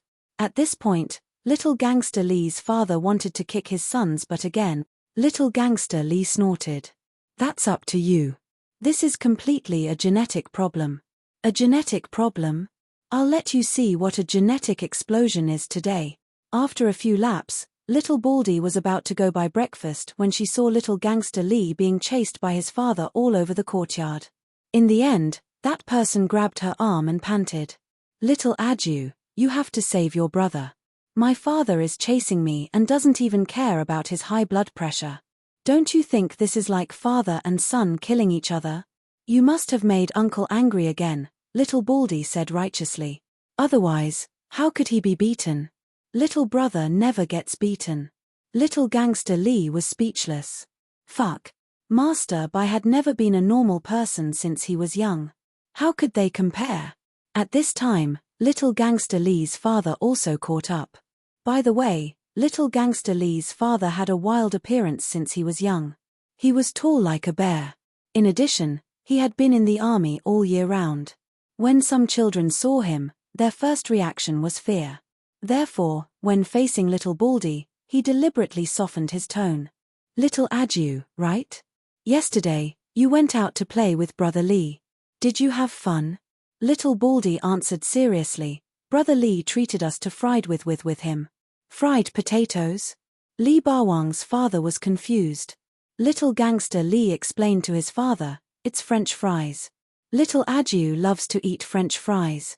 She only eats vegetarian food and doesn't eat meat. Uncle, I'm going to buy breakfast for little brother. Can you ask Brother Lee to take me? Little Baldy counted with his fingers. The money I brought is neither too much nor too little. I can treat Uncle Lee to a cup of soy milk and a youtiao. The youtiao in the canteen is very delicious. I even ate it yesterday. Lee Bawang's father had never been invited to breakfast by such a young child. After hearing this, he was very happy. He patted his son on the back with his thick palm and said, "What are you waiting for? Hurry up and take Aju to buy food." Cough cough, cough cough cough. Little Gangster Lee was about to be slapped to death. Dad, I know you like children, but can you show some mercy? I'm your biological son. Little Gangster Lee's father raised his son crudely. In addition, Little Gangster Lee's achievements made people want to throw him back into their stomachs. He gave a very serious order. Brat, go quickly. Yes. Little Gangster Lee saluted his father. Before leaving, Little Gangster Lee's father pulled him back and stuffed 100 yuan into his hands. He couldn't really let Aju buy breakfast. The child was only a few years old. Little Gangster Lee patted his chest and said, "Dad, don't worry. I promised to spend all of it." He wanted to beat his son again. What should he do? At first, Little Gangster Lee thought that Little Baldy had money from Auntie Wang. Until Little Baldy took out a small package from his pocket and took out a 50 yuan note from it. Only then did Little Gangster Lee react. "What's this money? I brought it down from the temple." Little Baldy looked at the canteen and replied, "Master said that every year, my mother would donate a lot of incense money to the temple. Master asked me to bring some of it down the mountain." Little Gangster Lee said, "A part of it, the big package you're carrying? Oh, it's full of money." Little Baldy used the back of his little hand to wipe the sweat on his forehead. "Shouldn't you bring more money when you go out?" Little Gangster Lee scratched the wall. He had never thought that Little Baldy would be a rich woman. "Besides, I have to support you in the future." Little Baldy lowered his head and fiddled with his small package. "This little money is not enough. When I become an abbot, I can earn a lot of incense money." Little Gangster Lee was stunned. You become an abbot to earn money. Monks also need to eat. If I don't earn money, how can I eat? How can I believe in Woolly Buddha? Little Baldy said matter-of-factly. Little Gangster Lee felt that his worldview had been overturned. Fortunately, the child had a conscience and bought him a cup of mung bean soup. He let him drink it and calm down. Although he had already seen Little Baldy's appetite, Little Gangster Lee still couldn't react to buying 6 vegetable buns and half a bag of fried dough sticks. You and Baizhun can't eat so much, right? These are all for myself. I've been exercising for a long time today, so I need to replenish my nutrition. Otherwise, I won't grow tall. Little Baldy said very seriously. Little brother doesn't like to eat fried dough sticks. He likes to eat eggs. I'm going to buy him 10 tea eggs later. Little Gangster Lee was speechless. Trust me, child. If you buy so many tea eggs back, your little brother will choke to death. No one can eat as much as you. Little Baldy didn't care about Little Gangster Lee's pitiful Lin Dayu's gaze. She was busy buying everyone their favorite food. Although Little Baldy looked very stupid, he still knew the basic principles. If someone bought something for him, he had to return the favor. Even if the little brother liked to support him, he couldn't always eat and drink for free in the Bai family. He had to do a lot of things. Little Baldy's thoughts were so straightforward. Li Hailu followed her from one place to the next. He was already exhausted. Little Baldy, on the other hand, was full of energy as he carried a lot of things. When he saw that Little Gangster Lee couldn't walk anymore, he even emptied a chubby little hand and directly dragged him away. Yes, she thought of the days when she dragged her martial nephews on the mountain. It was very happy. Little Gangster Lee, who was being dragged, struggled to get up. Little Aju, I can walk on my own. I can walk on my own. Believe me, it was embarrassing enough to let a child who was so much younger than him carry breakfast. If he was dragged back by Little Aju, his father would definitely kick him to death when he saw him. The 2 children were talking happily, but at this moment, a mocking voice sounded from behind them. Chapter 1134. I was wondering why I couldn't buy anything so early in the morning. It turns out that someone ate too much. Even the chef in the cafeteria didn't have time to cook anymore. Master Li turned around and saw the prettiest girl's mother standing with a few aunties in the courtyard with a disdainful smile on her face. Master Li frowned subconsciously but didn't say anything. Lin Ziwen's mother spoke again. Xiao Lu, why are you with such a person? She's a child of the Bai family. Master Li thought that she didn't know Aju's identity. Mrs. Lin sneered. How can an outsider from the countryside become a child of the Bai family? Xiao Lu, you're young, and your mother isn't by your side all year round. Auntie Lin will teach you what kind of person you should hang out with. Hanging out with such an outsider will lower your status. We've never seen such a person in our cafeteria. Have you never eaten fried dough sticks in your life? Why are you buying half a bag of them? At first, when Little Baldy heard what the other party said, she thought that she had bought all the food and caused the other party to not have breakfast. Then, the more she listened, the more she felt that the other party's tone was not very good. Although Little Baldy was young, she still had a sense of right and wrong. In addition, there were still many fried dough sticks at Uncle Lin's place. This female benefactor didn't buy them but instead complained that she bought too much. According to what Buddha said, this was not reasonable at all. However, the other party had no intention of stopping. Xiao Lu, it's obvious that this child has no manners. Which parent would let their child eat so much? Mrs. Lin glanced at Little Baldy contemptuously. Unless it's those poor people from the countryside. I spent money to buy the fried dough sticks. It's my business how much I eat. What does it have to do with this female benefactor? Little Baldy was unhappy. She hated it when people said that she had no manners. Although her mother was not by her side, she would teach her a lot of things every time she wrote a letter. Her brothers would also send her a lot of things. She didn't steal or rob, so how could she have no manners? Her mother had told her that the things she bought within reason were hers. No one else had the right to talk nonsense. When Mrs. Lin heard that the little girl dared to talk back to her, she was instantly angry and laughed. Look, this child really has no manners at all. The adults are lecturing them. How can a child interrupt? You're obviously talking about me. Why can't I interrupt? Little Baldy narrowed his eyes and looked at her. I'm a person with a good upbringing. On the contrary, this benefactress, it's not up to you to criticize how much I eat when I buy something. Even if I'm from the countryside, I'm not eating your food. Mrs. Lynn snorted. You're indeed not eating my family's food, you're eating the Bai family's food. How can a child be so shameless? Do you think it's natural to stay in the Bai family? I didn't stay in the Bai family. Little Baldy had already been agitated by her little brother wanting to sleep in separate beds with her last night. Now that she was being said like this, the child felt very uncomfortable. She clenched her little hands tightly. She really wanted to beat someone up. However, Master had told him to control his temper after leaving the mountain. When he wanted to beat someone up, he had to recite a mitapur 3 times in his mind. Even her little brother didn't like her fighting. You didn't stay in the Bai family?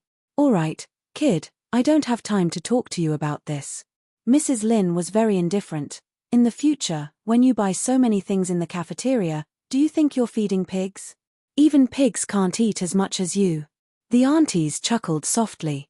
Little Baldy had never experienced such things. She had been sent to the mountain since she was young. Her master, senior brothers, and martial nephews all felt very sorry for the child. No one would mock little Baldy like this. The disdain in her words was blatantly hurtful. Little Gangster Lee was also a naughty child. In addition, he was loyal to his friends. He turned his body sideways and stood in front of little Baldy. Auntie Lynn, you're the one who's shameless to bully a child like this. My father said that a hero doesn't care about his background. It's despicable to bully a child like this. You little rabbit, no wonder your father beats you every day. Mrs. Lynn snorted coldly in anger. You're really the kind of person you play with. You'll be a good-for-nothing for the rest of your life. Little Baldy felt that it was useless no matter how much she chanted a mitapur. She took a step forward with her short legs, and her eyes were as bright as a little wolf's. Mrs. Lynn panicked under the gaze of the child in front of her. She raised her hand and pushed away the soy milk in her hand. Little Baldy had a lot of things hanging on her body. With Mrs. Lynn's brute force, her small sportswear was spilled all over her body. However, she still did not take a step back. She just looked at Mrs. Lynn and said, "Apologize." Mrs. Lynn's skirt was stained with soy milk. She was extremely disgusted. You still dare to ask me to apologize? Do you think you're really a member of the Bai family just because you're here? I'll teach you a lesson today and let you know where you are. Where's the adjutant? Get her out of here. When little Gangster Lee saw this situation, he was afraid that he could not protect little Aju.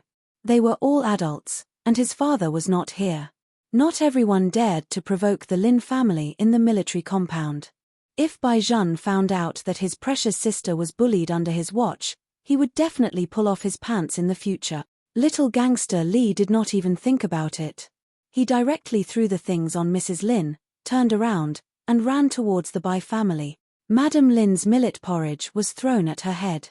She was so angry that her face turned green. This little brat. I'm going crazy. I'm really going crazy. When little Baldy saw that little Gangster Lee had started to throw things, she thought that the battle had started. However, she did not like to waste food. First, she lowered her head and put down the tea egg that little brother liked the most. Then, her sharp eyes swept over the 2 adjutants who came in. The people from the Lin family were always unreasonable, especially the people who followed Mrs. Lin. They stretched out their hands towards little Baldy. Little Baldy's eyes darkened as she pinched the forearm of one of the adjutants. It was different from when she usually sparred with others. This time, she really used all her strength. Mrs. Lin saw that the child still wanted to resist. Is this child going to heaven or something? Throw her away. Let's see who dares to touch her. There was a bang. The door of the cafeteria was kicked fiercely. Bai Jun, who was wearing a coat, walked in from outside. His face no longer had the usual smile of a young master. It was said that Bai Jun was the calmest child in the compound. When he saw the elders, He could not find any mistakes at all. Even his usual actions were according to a template. But today, without saying anything, he went up and gave that adjutant a slap. Is there no one else in the Bai family? Look clearly who she is, and you still dare to make a move. Chapter 1135. Li Hailu was right. Other than Master Bai, there was no one else in the courtyard who had such an aura since they were young. The aide-de-camp was stunned. Normally, he would fight back. Tyrant Li gritted his teeth. He must have used his connections to get in. How dare he return Master Bai's hand? Have you figured out your military rank? Unfortunately, Bai Zhen did not compete with him in terms of military rank. He kicked him fiercely. He was like a young warlord who had yet to grow up. A loud bang was heard. The adjutant was kicked onto the dining table. Bai Zhen was ruthless. He did not even want his coat. He turned around and looked at Mrs. Lin, but his words were directed at Li Hailu. Hailu, which fucking family does this adjutant belong to? The Lin family. You're definitely asking the obvious. Fight me. Bai Zhen chuckled softly. Auntie Lin, you're here too. This adjutant of the Lin family is really well found. He dares to beat up anyone he sees, right? Uncle Zhong, call my grandpa and tell him that if my grandpa gives him the position that cousin Lin wants, he won't have a grandson like me. This little gangster Li interrupted and said, that's not necessary, right? Bai Zhen ignored him and continued, by the way, tell my grandfather that in the future, I will fucking beat up the Lin family every time I see them. Their entire family will bully me because I don't have a father or mother. This time, Adjutant Zhong was the one who hesitated. Young master, who would dare to bully you like this in the courtyard? The old chief doesn't like it when people mention this. You're obviously trying to infuriate the old chief. Zhen, this is all a misunderstanding. How could Auntie bully you? Mrs. Lin wanted to explain, I'll change this adjutant later.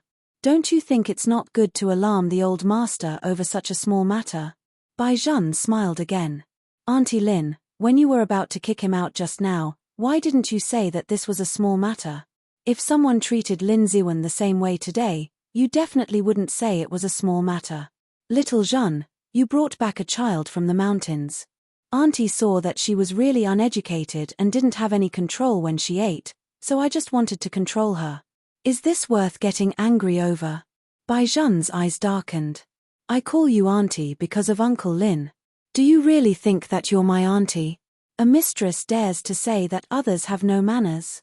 These words were the eternal pain in Madame Lin's heart, but because of the Lin family's power, no one dared to mention it. In fact, Ms. Lin had indeed been promoted later on. The previous wife of the Lin family was the one who was magnanimous. However, she had thought things through and decided not to go abroad with this marriage in mind. When Mrs. Lin heard this, her face turned red and white. Zhen, you're almost done. Bai Zhen's expression was cold. Uncle Zhong, go and call Grandpa immediately. Yes. Deputy Zhong, you finally understand. If you didn't make this call today, young master would have directly destroyed the canteen. Mrs. Lin hurriedly reached out and pulled Adjutant Zhong. Just because of a little country bumpkin, the relationship between the two families is ruined. Little Zhen is a child. How can Adjutant Zhong not understand? Vice Commander Zhong's mouth opened wide.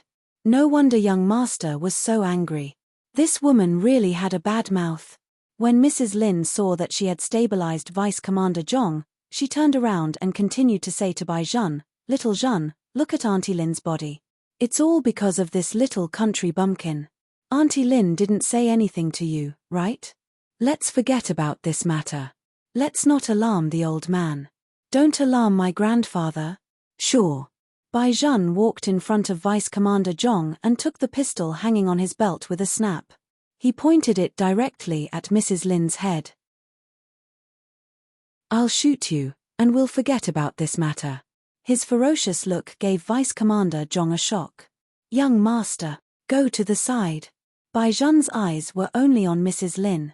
Tell me, I'll shoot you, okay? Mrs. Lin had never seen such a scene before. Her legs were weak, and her entire body was stiff. She didn't even dare to move. How could a child take out a gun just like that? This was not something a child would do at all. Master Li watched from the side without blinking.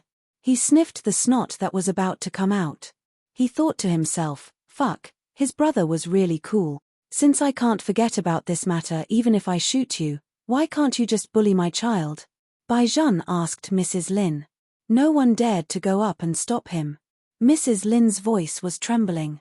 Little Zhan, didn't Auntie already admit her mistake? Put the gun back. Be careful not to misfire. This is Auntie's fault this time. Bai Zhan sneered and returned the gun to Vice Commander Zhong. Go and make the call now.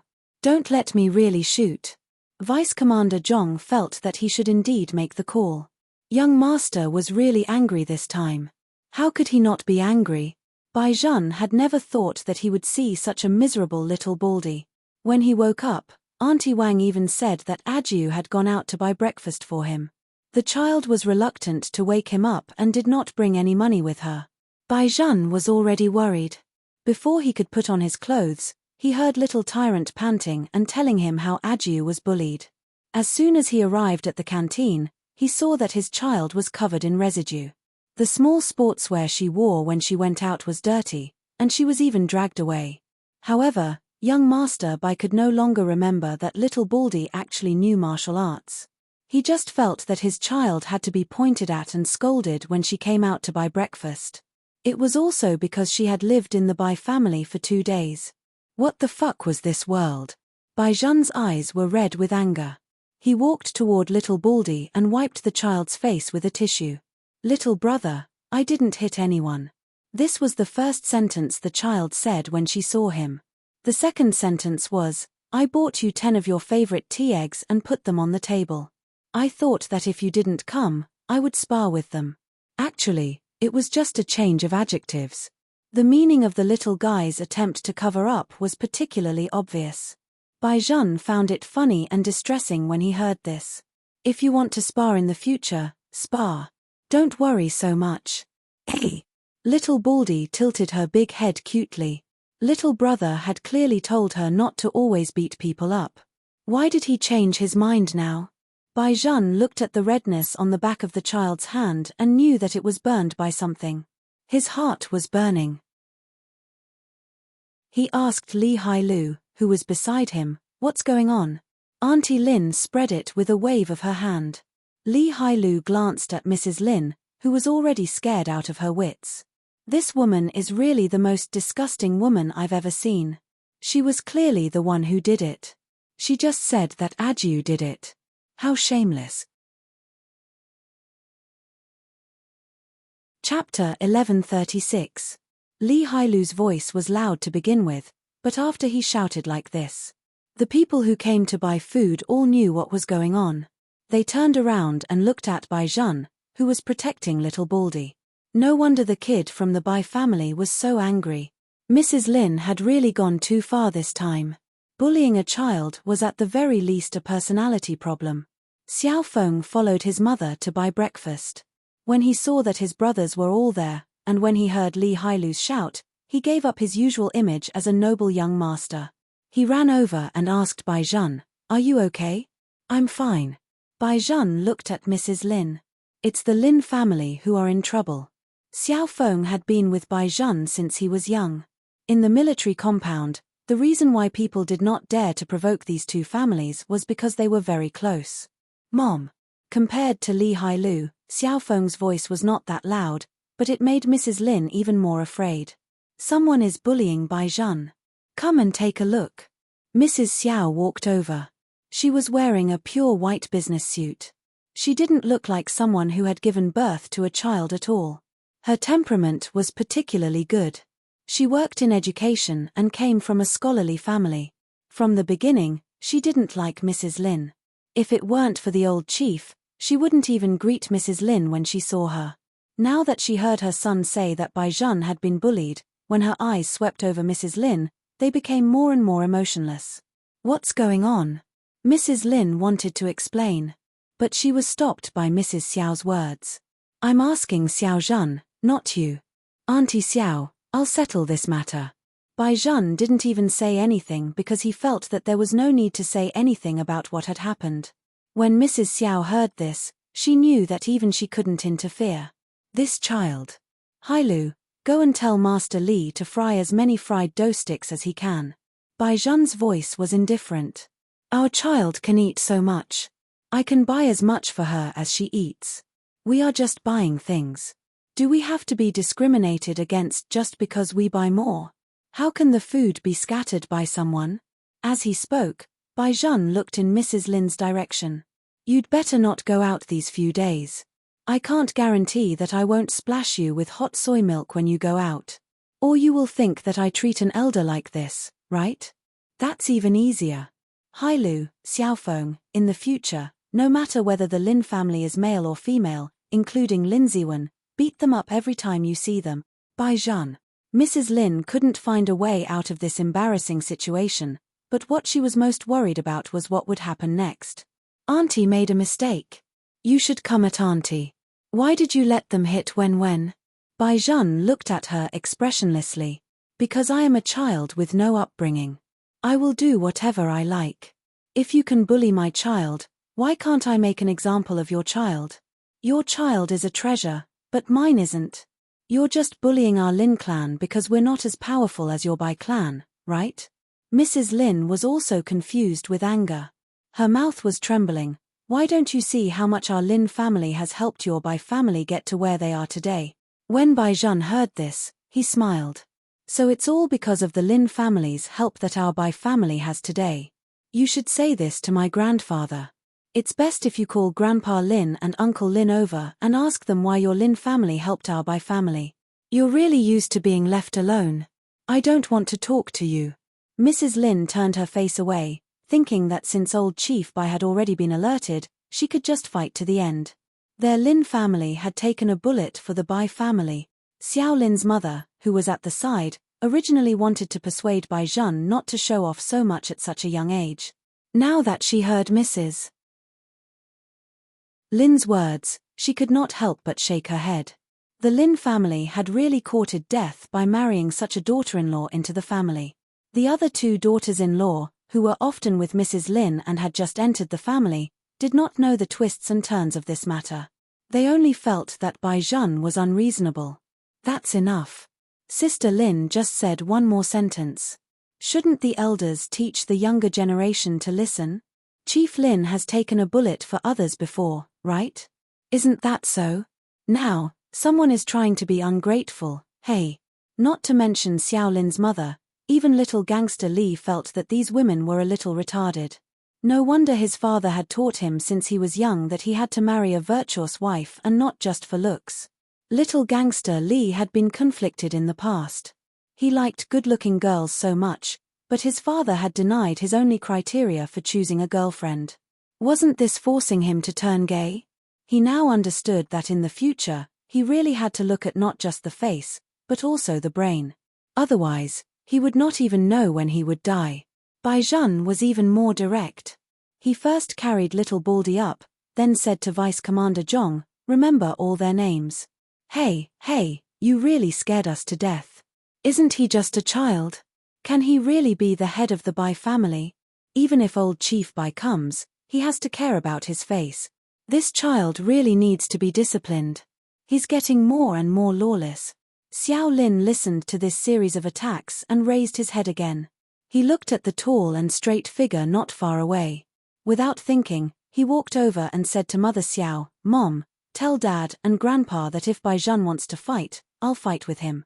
I'll fight with him too. Little gangster Li also ran over. There was a layer of sweat on his forehead. Those who don't like Bai Zhan are going against the Li family. Bai Zhan stood in the middle of the two people. He was like a pine tree with delicate features. He was even holding the soft little Baldy in his hand. Mother Xiao looked at this scene and seemed to see the future of the military compound. These children seemed to be even more united than the previous generation. Outsiders always said that the reason why the Chinese were sometimes cowardly was because before others could attack, their own family had already destroyed their own people. But now, Mrs. Xiao felt a kind of pure brotherly spirit from these juniors. although they still looked a little immature and arrogant. But it was better than their brothers being submissive when they were in trouble. Children raised by soldiers should be so brave. The two who spoke did not think much of it. Mrs. Lin still knew some things. When she heard that the Bai, Li, and Xiao families were going to join forces, her face turned pale in an instant. No matter how she thought about it, she could not understand. She just wanted to teach a little Baldy a lesson. How did it end up like this? After Mrs. Lin returned home, she was nervous for a long time. Seeing that there was nothing strange at home, she smiled again. She knew it. It was just a few children. What kind of trouble could they cause? Unfortunately, she had underestimated Master Bai's planning ability. Chapter 1137. You won't be of any use if you go home like this. Bai Zhen hugged little Baldy and applied medicine to the child. His eyes revealed a depth that did not match his age. Xiao Lin was smart to begin with. You mean we need to use some tricks? Yes. Bai Zhen's voice was very calm. I'll take care of the Lin family. Hailu, go home first and bring some steamed buns that Auntie Wang made. Don't go out even if Uncle Li knocks on the door. Insist on not eating in the afternoon. Just say that you have no appetite because you were angered by the Zhong family. Then, tell Uncle Li that the Zhong family has been in contact with the Sun family in the south recently and wants to abolish some veteran subsidies. Fuck. How do you know such a thing? Master Li was simply impressed.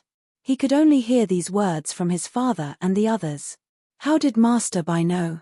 However, his father hated it when people were harsh on veterans. Bai Zhen lowered his eyes and blew on little Baldy's hand. Seeing the child shrink back, his hand also tightened. This matter won't be over just like that. Xiao Lin understood Bai Zhen's meaning and did not continue to speak. He brought Master Li out of the door. Since noon that day, the Xiao and Li families had been anxious. Especially the two grandmas. What's going on? Why isn't he eating anything? Master Li's grandmother once had a military rank on her shoulder. Usually, her grandson ate as if he was fighting a war. Why was he so listless today? Grandma Li's first reaction was to ask Master Li's father, "Tell me, did you hit Hailu again? How would I dare to hit your precious grandson?" Master Li's father was also puzzled. What's going on with this kid today? What is he doing? Grandma Li slapped the back of her son's head. How can you talk about your son like that? Why don't you go up and ask? Master Li's father thought that he had to ask. If he did not ask clearly, the Li family would not be able to have peace. When there was a knock on the door, Master Li was eating meat buns in the sea. When he heard his father's voice, he choked so much that he drank 3 mouthfuls of mineral water before he patted his chest with all his might. Phew, I almost choked to death. While muttering, Li Hailu quickly packed the rest of the buns in a plastic bag and stuffed them into the drawer. He even fanned himself with a fan. After the smell was gone, he opened the door from the inside. As soon as Li Bawang's father came in, he saw his son leaning against the wall and imitating Lin Daiyu. It seemed that there was something wrong with his son. You don't have a fever. Li Hailu's father looked Li Hailu up and down. Why is your face so red? That was because he choked on water. Afraid that he would be discovered, Li Hailu immediately changed the topic. First, he talked about what had happened this morning from beginning to end. Then, he talked about the harsh veteran. Li Hailu's father immediately slammed the table and stood up. Come, follow me back to the army. Master Li knew that Bai Zhen's method was effective, so he finally didn't have to pretend anymore. He went downstairs and began to wolf down the food. Grandma Li was a sensible person. She knocked on the table and asked him, "You tell Grandma the truth. Did that brat from the Bai family tell you to do this today?" Yes. When Grandma Li saw that her grandson admitted it so readily, she was stunned at first. Then, she heard Li Hailu say, "When I came, Bai Zhen said that if Grandma asks, I should tell the truth. He said that you feel sorry for the children. This little fox." Grandma Li smiled. "Aren't you afraid that you will be betrayed when the time comes?" When Li Hailu said this, he had to talk to Grandma properly. "Grandma, First of all, I don't think Baizhan did anything wrong. He can't be compared to me. I have a father and a mother. You and Grandpa often accompany me. He only has Grandpa Bai left. Grandpa Bai still stays in the army all year round and doesn't come back. Now that he finally has a younger sister, who helped him go out to buy breakfast, she was pointed at the nose and called a country bumpkin. Who could tolerate this? I can't control the situation like Baizhan, but what I admire the most is his ability to protect his own people. Also, although Baizhan is a little fox, he won't betray me. Grandma, do you still remember that one winter when we went to play, the river froze? I was playful and fell into the ice hole. If Baizhan hadn't grabbed me and didn't let go, I would have lost my life. At that time, everyone else had run away, leaving only him and Xiao Lin. We were young at that time, not even 4 years old. Xiao Lin was scared silly at that time. He kept pointing at me and crying. Only Baizhan didn't let go even when the ice was about to crack. Grandma, you also know that I don't have many things in my heart. I think this is quite good. Let Baizhan worry about those things. I will fight wherever he tells me to fight. With him standing behind me and commanding me, I am relieved. He is also good to our Li family. He never thinks that we are barbaric, unlike some people who show that they respect our military achievements, but in fact, they always laugh at my wild personality.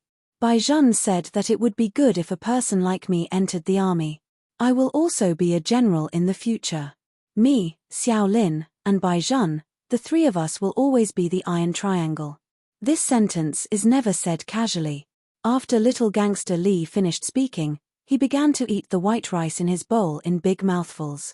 Grandma Li, on the other hand, was unable to come back to her senses for a long time because of these words. Thinking about it carefully, wasn't this what they wanted? After 100 years, her grandson would be able to protect the country, and someone would be able to protect her grandson. They were also relieved that these 3 children could be so well. Although the situation on Xiao Lin's side was different, the result was the same. The 2 women who said that Baizhan didn't know what was going on, but their husbands were already being interviewed. In the afternoon, Old Master Bai rushed back from outside the city. His expression was very bad. Baizhan, who allowed you to pull out your gun? Kneel down first. Baizhan was still holding little Baldy in his hand. He raised his eyes to look at Old Master Bai. Grandfather, go and call the Lin family over first. I'll kneel again. You're going to anger me to death. Old Master Bai put on his military cap. Little Baldy was originally asleep, but she instantly opened her eyes. Knowing that the situation was not right, she immediately rolled down from the sofa. Grandfather Bai, I'll kneel for little brother. When Old Master Bai saw the child, the anger in his heart subsided. Why are you kneeling? Let your brother kneel. Little brother pulled out his gun for me. Little Baldy's little palm was scalded. When she fell asleep, Baizhan had just wrapped a white bandage around her. Now, she was like a little panda. I shouldn't have stayed in the Bai family for free. This way, others won't say anything about me, and little brother won't get angry. If little brother doesn't get angry, Grandpa Bai won't get angry. Ajiu has already decided. When little brother falls asleep in a while, I will go and find those people to settle the score. I will directly beat them up. In the future, I will settle my own matters on my own and not implicate little brother. I just don't know why, but in the end, the person who was coaxed became me. Speaking of this, little Baldy frowned in distress and said seriously, in the future, I must get rid of the habit of taking an afternoon nap. It's too much of a delay in business. Vice Commander Zhong. Your so-called business is to coax the young master and then beat people up. Chapter 1138. When Old Master Bai heard little Baldy's words, he immediately frowned. Ajiu, tell Grandpa, who said that our little Ajiu was a freeloader? An aunt. Little Baldy used her little claws to tug at the corner of Old Master Bai's clothes. She even said that I was a little brother. At that time, I really wanted to beat her up. In the past, senior brother always said that the women at the foot of the mountain were tigers. Only now do I know what a tiger looks like. I don't think I'm wrong, But Grandpa Bai said that if you want us to kneel, we will kneel. Woolly Buddha said that this is called filial piety. Old Master Bai was stunned for a moment, then he smiled and reached out to touch little Baldy's big head. Our little Aju is more sensible than some adults. As he said that, Old Master Bai looked at Bai Zhen. You are older than Aju. As an older brother, there is nothing wrong with you protecting her. But Bai Zhen, remember, don't let anyone in the family see you pull out the gun. The gun in your hand is to protect your family. Even if one day you want to use it, you have to do it where she can't see you. Understand? Yes, Grandpa. Bai Zhen said as he bent his legs. This time, I was too impulsive. I will handle it better in the future. Aju is still young. Bai Zhen, brought her back. I can promise Grandpa that I will follow Grandpa's instructions in the future. But I will definitely take revenge for Aju's grievances. Old Master Bai walked over, his military uniform straight. Of course we have to take revenge. It's wrong for us to pull out the gun, but I won't do it if someone says that about my grandson. Chief. Auntie Wang saw that the atmosphere was better, so she dared to speak. She whispered in Old Master Bai's ear, little Aju is a girl. Old Master Bai was stunned. What did you say? Little Aju is a girl. Auntie Wang repeated. Old Master Bai immediately turned his head to look at little Baldy who was kneeling with Bai Zhen. The child was still looking at him with her big round eyes. Even her head tilted to the left, as if she was saying, what's wrong? She thinks she is a boy. Auntie Wang continued to whisper to Old Master Bai. After taking a deep breath, Old Master Bai immediately picked up the child. Little Aju, be good. Let your brother kneel. He has rough skin and thick flesh. It's fine for him to kneel for a while. My skin is rough and my flesh is thick too. In order to show off his figure, little Baldy even lifted up his small arms. They were round and cute. The Bai family had only one heir for generations, and most of them were sons. When Bai Zhen's parents were still alive, Old Master Bai wanted them to quickly give birth to a caring little granddaughter, but the world was unpredictable. Now that his granddaughter had finally come, she was so obedient and obedient. The main reason was that she was more sincere than anyone else. How could Old Master Bai not like it? He couldn't wait to get the Lin family to come over and ask them face to face what was going on. Vice Commander Zhong, get everyone over here. Yes. When she received the news, Mrs. Lin was still playing cards in her room. That little bit of uneasiness in the morning had long disappeared for her.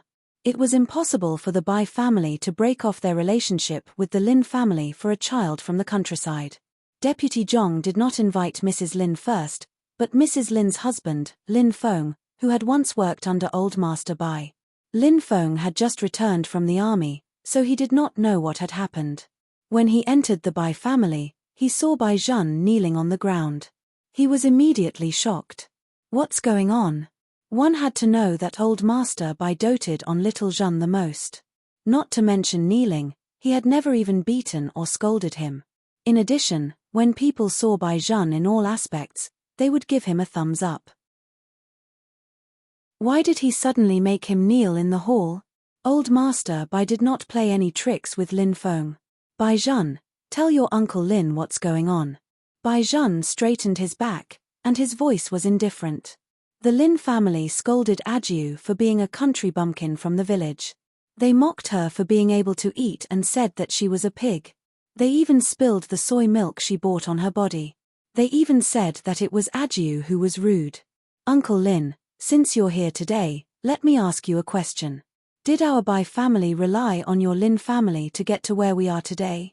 Your wife said that the Lin family is indebted to the Bai family. If it weren't for the Lin family, there would be no Bai family.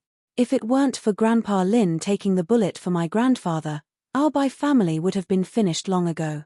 As soon as Lin Feng heard the first sentence, he subconsciously looked at his old chief. When he finished listening to everything, his heart thumped heavily. Old Master Bai also did not expect things to be like this. The expression on his face also turned cold. Lin Feng, since your wife brought this up, then let's have a good talk. Go. Bring Madam Lin here. When Lin Feng heard Old Master Bai use the word invite, he knelt on the ground with a thud. Deputy Zhong was waiting for Old Master Bai's words. In less than 5 minutes, he brought him to the Bai family.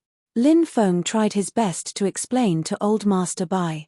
After all, if not for the help of the Bai family, just based on the Lin family's background, they would be nothing.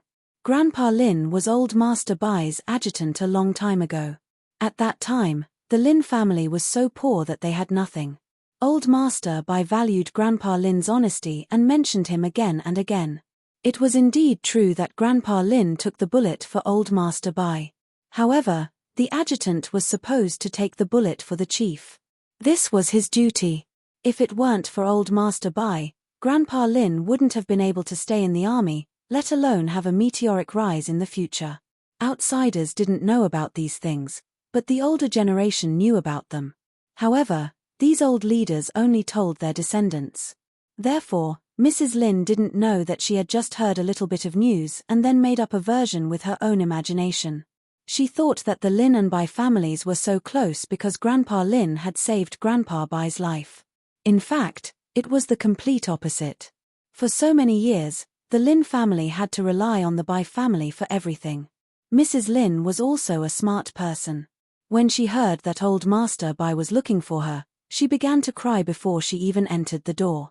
The content of her cry was roughly, "The two families have been in a relationship for so many years. Even if Bai Zhan is looking for my old master, he shouldn't treat me like this." When Lin Feng heard this from inside, he wished that he could immediately rush to the door and shut this woman's mouth. When Mrs. Lin came in and saw that Lin Feng was also kneeling there, she thought that she was doing him a favor. "Old chief, how did our Lin family let down your Bai family? I admit that my words today were a little too much, but after all, my old master is still here. You can't just forget about your old friends, right?" After Old Master Bai heard these words, he smiled coldly. "I finally know why my grandson pulled out a gun. Lin Feng, you really married a good wife." Chapter 1139. Lin Feng's sweat dripped onto the ground along with Old Master Bai's words. Mrs. Lin still wanted to say something. Lin Feng didn't care about kneeling or not. He stood up and slapped her face. "Shut up." Mrs. Lin was stunned by this slap. She reached out to cover her face. Looking at her husband's furious expression, even her lips were trembling. Lin Feng pulled her over and knelt beside Old Master Bai. "Old chief, the entire courtyard knows that the reason why the Lin family is where it is today is all because of the old chief. The Bai family's great kindness to the Lin family will not dare to forget. Young master, you're right. No matter what our Lin family's identity is now, we're still part of the Bai family. My father is the adjutant of the old chief, and this will never change. This time, the Lin family has let the old chief down." Mrs. Lin was not stupid. After hearing Lin Feng's words, she instantly realized that she had reversed the situation. The Bai family had never taken advantage of the Lin family. On the contrary, without the Bai family, there would not be the Lin family today. Mrs. Lin panicked. Half of her face was swollen. She looked at Old Master Bai guiltily. The Bai family had always had a kind of upright and plain-spoken righteousness. Now, this kind of righteousness was displayed even more vividly under his rage. Mrs. Lin was so scared that her face turned pale. She hurriedly explained, "Old chief, this is all a misunderstanding. This. You said that Ajiu is a country bumpkin is also a misunderstanding?" Bai Zhan's cold voice interrupted her. His hand was still holding little Baldy's head. "You overthrowing her soy milk is also a misunderstanding? Why are there so many misunderstandings in this world?" The more Lin Feng listened, the more miserable his expression became. Many times before, his father had told him to discipline his wife. However, he only felt that his wife usually treated people well. Although she liked to compare, which family didn't like to compare nowadays? Wasn't this a small problem? But now, he realized that this wife of his not only liked to compare, but she also liked to insult people and trample on people. She didn't even let go of children. The key was that this child was brought back by the Bai family. Why didn't she use her brain to think about it carefully? What was the Bai family's status? Since they had already decided to bring the child back, and Bai Zhan had personally agreed to it, then would the child not be protected by the Bai family? In order to let everyone in the courtyard know about little Aju's existence, Bai Zhan brought her to meet all the old chiefs in the military compound on the first day. What was the purpose of this? Was it purely to greet the old senior officers with a smile? This was clearly telling the entire hospital that although little Aju was adopted, she was no different from a member of the Bai family. But his wife had actually made such a big mistake. Lin Feng really didn't know what to do. Mrs. Lin was still not convinced, because in her heart, the little Baldy was just a little bastard from the countryside who didn't know who his parents were. However, she understood the current situation very well. If she did not admit her mistake, the old man would not let her go. Therefore, Mrs. Lin had been speaking anxiously. The content was probably to apologize to Bai Zhan. Bai Zhan glanced at her, his gaze indifferent. You should say sorry to Aju, not to me. Mrs. Lin gritted her teeth and looked at little Baldy. Aju, it's Auntie's fault this time. Look, if you had told Auntie earlier that your appetite was so big, there wouldn't be such a misunderstanding now. In fact, it's not a big deal for a child to eat a little more. Moreover, Auntie didn't have any ill intentions towards you at that time. It's just that Auntie's method was wrong and her attitude was a little too much, which made you feel uncomfortable. Look at now, because of the two of us, the Bai family and the Lin family have become estranged. This is not good. The old chief is old. Do you want Grandpa Bai to continue to be angry? Little Aju is so kind and a monk. She definitely doesn't want to make things difficult for the adults. She will definitely forgive Auntie, right? Little Baldy felt that this sentence sounded awkward no matter how she listened to it. She really didn't want the Bai family to have any bad effects because of her. Therefore, little Baldy said it straightforwardly. I won't make things difficult for Grandpa Bai. Buddha Wooly said that you should always be grateful to those who treat you well. Hearing the first half of this sentence, the corners of Mrs. Lin's mouth curled up. In the end, she was just a person who came down from the mountains. She just had a soft personality and didn't dare to cause any trouble. As long as she was criticized like this, she would definitely give in. However, the second half of little Baldy's sentence made Mrs. Lin's entire face turn green. She said, Kesu, I don't want to forgive you. You didn't even apologize to me. Buddha Wooly taught everyone that an apology has to be sincere.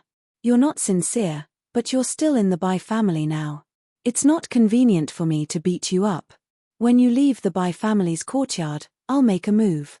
Although my mother said that I have to be gentle with girls, after all, I'm going to be an abbot in the future, so I have to be gentlemanly. But I don't want to be gentle with you. I just want to beat you up. Little Baldy said it too straightforwardly. On the contrary, it made people feel that her entire little face was so cute that it could melt people's hearts. The main thing was that her actions were funny. If Bai Zhan didn't get up, she would kneel with Bai Zhan. How could Bai Zhan bear to let a child kneel? Helpless, the dignified young master Bai would never have thought that he, who was invincible in the military compound, would not be able to pull up a 4-year-old child. Little Aju's arm was held by Bai Zhan the entire time. The small claws of her other arm were pressed on the ground. She was kneeling on her 2 small knees with the kitten on her head. Her small body leaned forward as she spoke to Mrs. Lin in a serious manner. Every sentence made Madame Lin unable to use any of her tricks. Old Master Bai directly said, Lin Feng, you heard it too. What Aju said is what I want to say. The Bai family will not accept such an accusatory apology. You guys can go out. From today onwards, if anything happens to the Lin family in the future, don't come looking for me again. Go back and tell your father that I'm grateful to him for taking the bullet for me back then, but this doesn't mean that his daughter-in-law can bully the Bai family as she pleases. As soon as this sentence was said, Lin Feng felt that he had lost his composure. He knew that if he walked out of this door, the Lin family would be finished. It was not just wealth, but also the lifeline of the entire Lin family. Especially his father, who had been upright all his life, only had respect for the old chief. He still did not know about this matter when he was outside. Once he found out, the Lin family would be turned upside down. Even if the Bai family was put aside, the Lin family's ungrateful reputation in the military compound would spread. When that time came, what would the Lin family do? The more Lin Feng thought about it, the more anxious he became. However, Bai Zhen did not have the chance to explain to him. He directly asked Vice Commander Zhong to chase them out. Ever since Mrs. Lin married into the Lin family, she had never made such a fool of herself. Everyone in the compound was looking at her. Mrs. Lin was extremely angry. She said to Lin Feng, even if the Bai family is indebted to the Lin family, the current Lin family is not weak. Do they really think that they are the only one? Chapter 1140. What do you know? Lin Feng flung Mrs. Lin away. His anxious look was so obvious. It seemed that he had no choice but to inform the old man this time. Mrs. Lin really did not understand why her husband was so anxious. Even if they relied on the Bai family to start a family, there was no one left in the Bai family now. To put it bluntly, Bai Zhen did not even have a father. No matter how powerful old Master Bai was, how could he compare to them, who had descendants? Moreover, these sisters of hers in the courtyard were also madams of various families. Compared to the Bai family, the Lin family was very strong in other aspects. Mrs. Lin did not say it on the surface, but she had plenty of ideas in her heart. She planned to go back and use her madam's diplomatic policy. Mrs. Lin went to the Zhong family first. Before she could speak, the sister she married into the Zhong family started crying. She said that her husband had been called away by the higher-ups. She did not know why. Mrs. Lin smiled faintly. Look at you, why are you crying? Maybe there's a mission. You've just been here for a short time and haven't experienced anything. Mrs. Zhong was coaxed by her and laughed. Seeing this, Mrs. Lin felt even more confident. These people were close to her to begin with. With these relationships, Old Master Bai had to weigh the pros and cons. In addition, Old Master Lin would definitely appear in this matter. What else did she have to worry about? She just had to wait for the news. She knew that no matter how protective the Bai family was, they would not really do anything to her for a country bumpkin from the mountains. The more Mrs. Lin thought about it, the more relieved she became. She even found a few sisters in the military courtyard to play cards with her as if nothing had happened. After all, this was also a method of diplomacy. Come, let's play another round. Someone also advised her, this isn't very good. I heard that the Bai family is quite angry. No matter how angry they are, Old Master Bai has already scolded me. It's almost over. Do you think he will really fall out with the Lin family for a little bastard child? That's not necessarily the case. So what's there to worry about? Come, cast the dice. Let's play cards first. When any of you are hungry, let Aunt Zhong make some soup for you. Before Mrs. Lin could finish the word round, there was a clang. The Lin family's door was pushed open by someone. The madams who were playing mahjong were startled by the noise. They all stood up and looked towards the outer hall. Madam Lin comforted her, it's fine, it's fine. It must be that one of my family is back. She's still angry with me about the Bai family. Were you scolded by the old man? That's probably the case. One of my family members is very honest. The Bai family has scolded our Lin family so much, but he didn't say a single word. Madam Lin pressed her hand on the mahjong table and sighed, it's not good to be too sentimental. If you ask someone to help you once, you will have to be a servant for the rest of your life. Our Lin family is clearly not weak now, but we still have to be like a grandson and be scolded by Old Master Bai. This time, I think my old master will not let him off easily. Then you should go and take a look. As they spoke, they were about to leave. In the light, a motorcycle was parked right in front of the Lin family's gate. It was a limited edition BMW Tomahawk. The body was very large, beautiful, and stylish. The lines were so smooth that they were shining. The car was propped up by a figure using her long legs. Behind her sat a 9-year-old boy. The boy was wearing a well-ironed suit. He looked noble and handsome, but the way he looked at Mrs. Lin was a little heavy. At first, Madam Lin only saw such a motorcycle. She pulled the soldier beside her over and said, "What are you doing?" "Ah! Who can break in here just because they want to?" The soldier didn't say anything. His face was pale as he looked in that direction. Madam Lin followed his gaze and saw the 4 sports cars behind the motorcycle. Each of them had an aura that was difficult to ignore. The front lights were turned on, and they were all armed equipment. How did they break in here? Where were the guards? Where were the guards in the courtyard? Madam Lin was furious. "Go and call them immediately. Tell them that someone has broken in. Tell them to send as many people as they can." "Yes." The soldier received the order and was about to run out. However, before he could run 2 meters, he was stopped by a man who looked like a bear. That man was very tall, about 9 meters tall. He was bald and had long legs. His hands were very strong. With just a pull, he pressed him onto the hood of the car. Then, another handsome youth opened the car door beside him.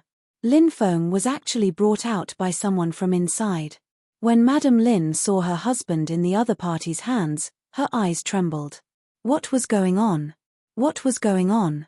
With a bang, the front of the tomahawk was turned. The figure on top of it took a step forward and slowly walked towards Madam Lin. The mottled light faded away, gradually revealing a clear face. Who else could it be but Hellion Vivian? Hellion Qingchen, who had already grown up, followed behind her, holding an assault rifle in his hand. If he didn't move, his entire body would be surrounded by an elegant aura. "I heard that you dislike my sister very much." The boy spoke. There was an indescribable coldness in his voice. Madam Lin was sure that she had never seen this woman and boy before, so how could she dislike their sister? "Did you recognize the wrong person?" After all, Lin Feng was in the other party's hands, so Madam Lin's attitude was naturally very soft. Hellion Vivian looked at the flattery on her face and smiled. "My mother's surname is Bailey, and her name is Ju." "Oh, perhaps you still don't know enough. My mother grew up in the mountains and is a monk. She's a little bald. She's very strong and eats a lot. Her Buddhist name is Shen Ajiu." There was a loud boom. Madam Lin felt all the blood in her body rush to the top of her head. A monk, a little bald head, very strong, eats a lot. There was no need to confirm. It was indeed that little country bumpkin. How could this be? How could she? Before Madam Lin could figure it out, Hellion Vivian was about to speak. This time, she didn't smile, and her eyes emitted a coldness that was difficult to ignore. "Since you think that my Ajiu is a bastard child without parents, then I'll let you see how I will deal with the person who bullies my daughter, Qingchen." Madam Lin accepted a bribe of 10,000 yuan. The money is a little. After all, she's just a military family member and doesn't have a clear military rank. Hellion Qingchen held the notebook in her hand. "However, it doesn't matter. Our family has a professional team of lawyers. We will work hard to drag the entire Lin family down." "Who asked my Ajiu to be a bastard child?" When Madam Lin heard this last sentence, she couldn't hold on any longer. Her vision darkened and she almost fainted. The only thought in her mind was, this time, she was really done for. Chapter 1141. 10,000 yuan was simply a drop in the bucket for the Lin family. But now that Lin Feng was being transferred, if such a thing was exposed, it was very likely that he would be punished. If that was the case, she would not have a good ending. But then again, the matter of 10,000 yuan could be considered a big deal, but it could also be considered a small matter. The Lin family had a foundation for so many years, and people from various departments knew each other. Those people would always give face to the old man. Even if they did not give face to the old man, they still had to be wary of the Tang family. Old Chief Bai said that he was going to fall out with them, but at most, it would only be directed at her personally and would not involve the Lin family. Because something happened to the Lin family, the Bai family would definitely not feel good. The Bai family and the Tang family were cousins. With such a close relationship, the other party could not do anything to her. The more Mrs. Lin thought about it, the calmer she became. She raised her eyes to look at Hellion Vivian. "I don't know what you're talking about. I only know one thing. This is the military compound. If you barge in without any procedures, you will have to bear legal responsibility. Who said I didn't have any procedures? Helian Wei Wei chuckled as she tilted her head and fiddled with the gun in her hand. Then, she lifted her chin and pointed at Lin Feng. Tell this madam of yours, who tramples on the weak, whether it is legal for me to enter the military compound. Yes. Lin Feng's forehead was covered in sweat, and his tone was not as imposing as before. From the moment he saw the medal on Helian Vivian's shoulder, he knew that they had kicked an iron plate this time. The Tang sect's 18 shadows. Each of them had made military contributions. While they protected the country, they also had many privileges. One of them included that as long as they showed the medal, they could enter and leave the compound. Moreover, the other party's identity was not that simple. Other than the Tang sect's shadow, she was also the internationally renowned arms queen, Helian Vivian. Even if these were not mentioned, the power of the financial group behind her was not to be underestimated. The Ju Wei group was a company that even they did not want to provoke. This person was actually Ajiu's mother. Why had he never heard Chief Bai mention it before? It seemed that even Bai Zhen did not know about this matter. Lin Feng's entire being was in chaos. He was really scared. How could he marry such a reckless woman? When Mrs. Lin saw that Lin Feng's situation was different, she couldn't help but lose some of her arrogance. However, she wouldn't change her attitude. Even if it's legal, I can still sue you for breaking into my Lin family's house with a bicycle. Sue me. Helian Vivian laughed. He turned around with a bang. The black muzzle was aimed at Mrs. Lin. Before Mrs. Lin could react, there was a loud bang. The bullet pierced through her forearm. Blood gushed out in an instant. Ah! A few madams around them screamed out loud. The other 4 adjutants wanted to come forward, but they were all pushed back by young L.S. Arm. Madame Lin was in so much pain that she immediately collapsed to the ground. Cold sweat and tears poured out together. Helian Vivian walked towards her. If you want to sue me, you have to have a reason. It's just that trespassing into the Lin family is too small a matter. I'll give you this reason now. Let's see if your Lin family will sue me. Bai Zhen didn't shoot because he left a way out for the Lin family and the Bai family in his heart. With me, the Lin family has no way out. Old Master Lin's lifelong loyalty has been ruined by a gold digger like you. It's really unpleasant to see. Adjutant Lin, it's time for you to change your taste in women. You. Mrs. Lin was angry and in pain. She wanted nothing more than to pounce on Helian Vivian and bite her to death, but she was afraid of the gun in her hand. This matter will definitely not end just like that. I will sue you. I will definitely sue you.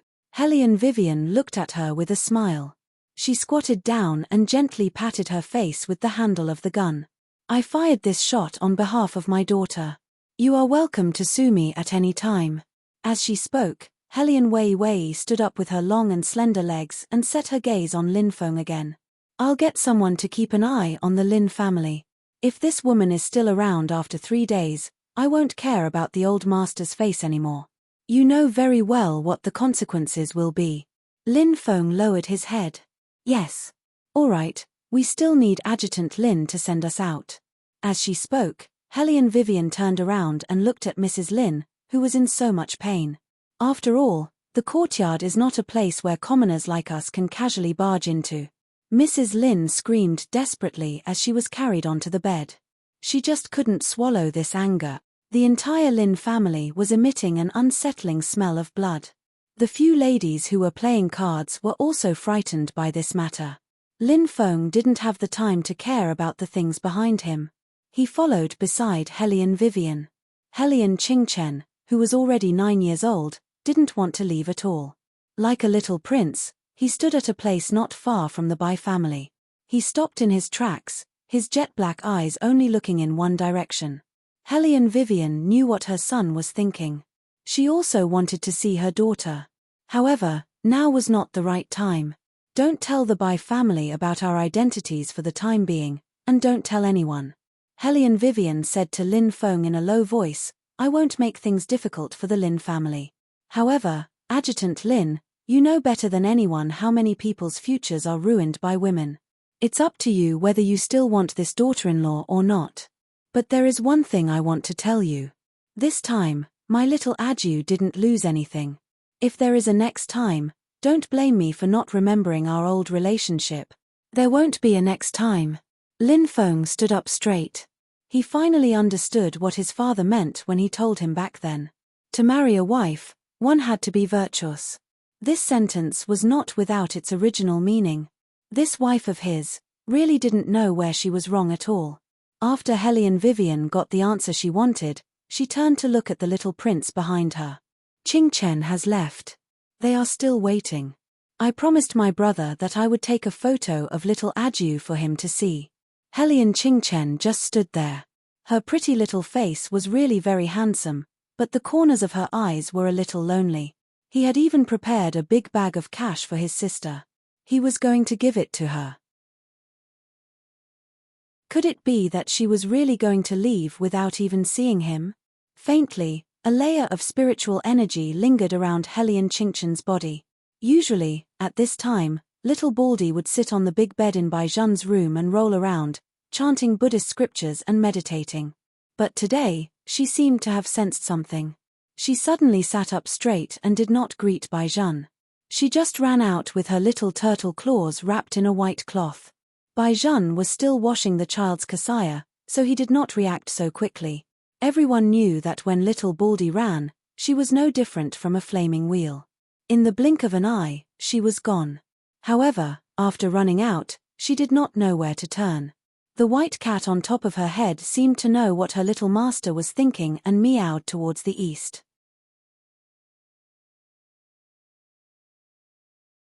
Chapter 1142. Hearing this, little Baldy paused and immediately turned around. Like a flaming wheel, he ran towards the direction of the gate at full speed. This time, little Baldy's running was different from usual. She was afraid that she would miss something. Her pink little face was covered in a thin layer of sweat, but she still did not give up.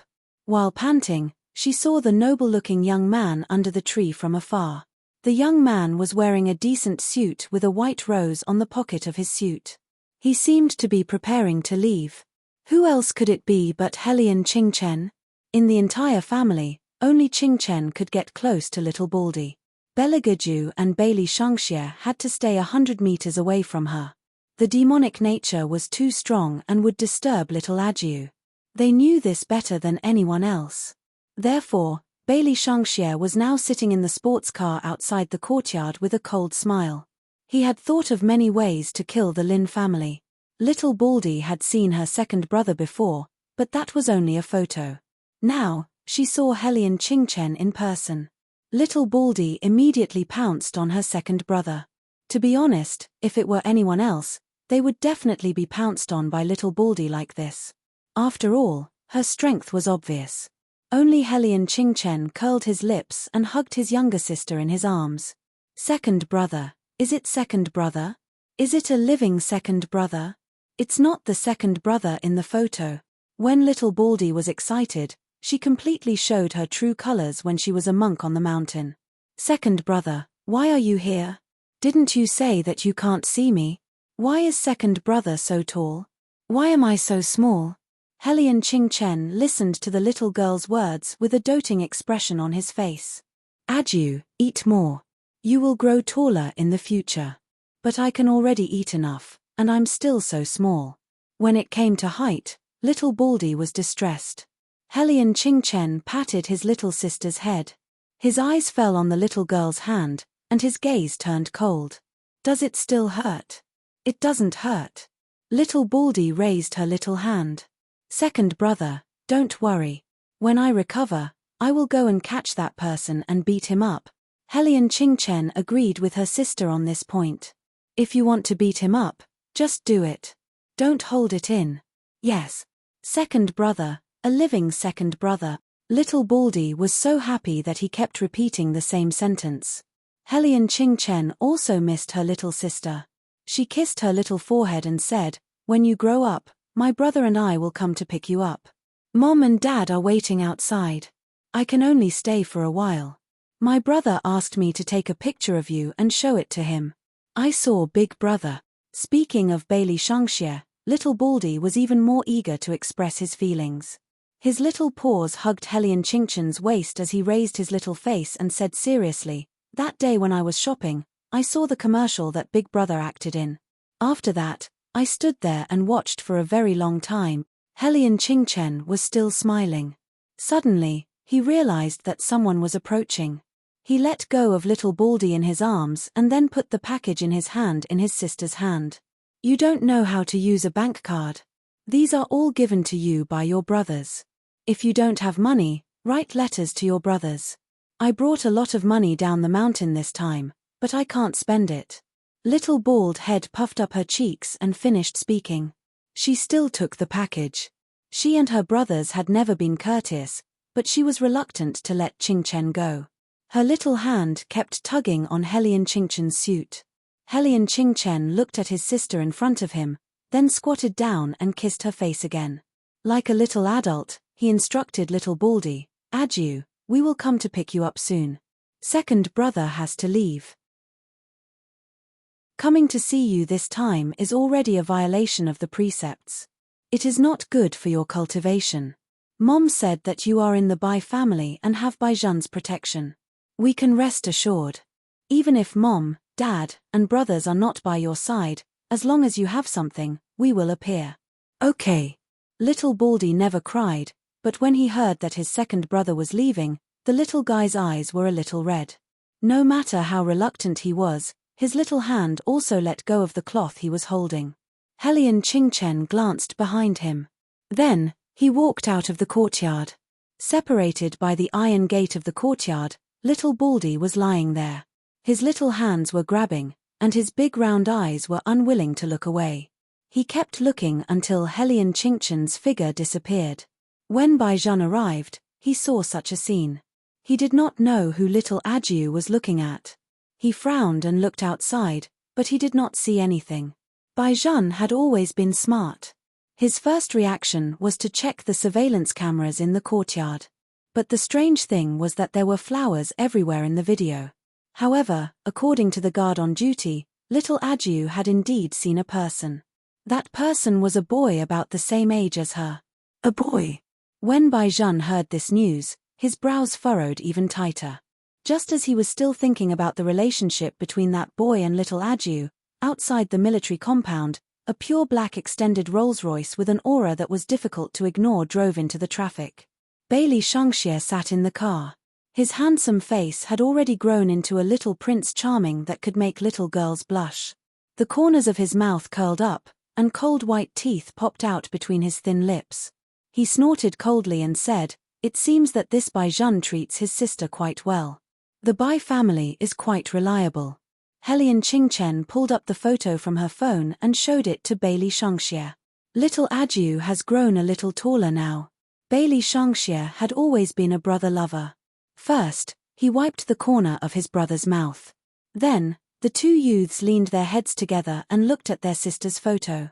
In front of them, a man as elegant as a demon reached out and pulled Helian Wei Wei into his arms, whispering something into her ear. That perfect side profile was reflected on the glass window, making people unable to shift their gaze away from it. It was as if no matter how many years had passed, as long as Helian Vivian was around, his eyes would always be filled with gentleness. Of course, after leaving Helian Vivian, the aura on the man's body changed. It was completely cold, causing the clouds to change and the wind to surge. "Where is he?" "Your Highness, in the side hall. You can let him go back now. We have to let old Master Lin tell his daughter-in-law what kind of person she has provoked." "Yes, Your Highness." Old Master Lin had been in the military all his life. When he came out of the villa, he could not help but feel a lingering fear. However, compared to the lingering fear, he simply wished that he could immediately chase Mrs. Lin out of the Lin family. Mrs. Lin was still lying on the bed and making a fuss. When she saw that old Master Lin had returned, the fuss became even more intense. She shouted that she must find the person who fired the gun and let the other party be sued. Old Master Lin was so angry that he laughed. His face was gloomy. Do you know who the other party is? You want the other party to be sued. You're tuning in to the Celestial War YouTube channel. Don't forget to subscribe and join us on this journey to catch the most captivating stories,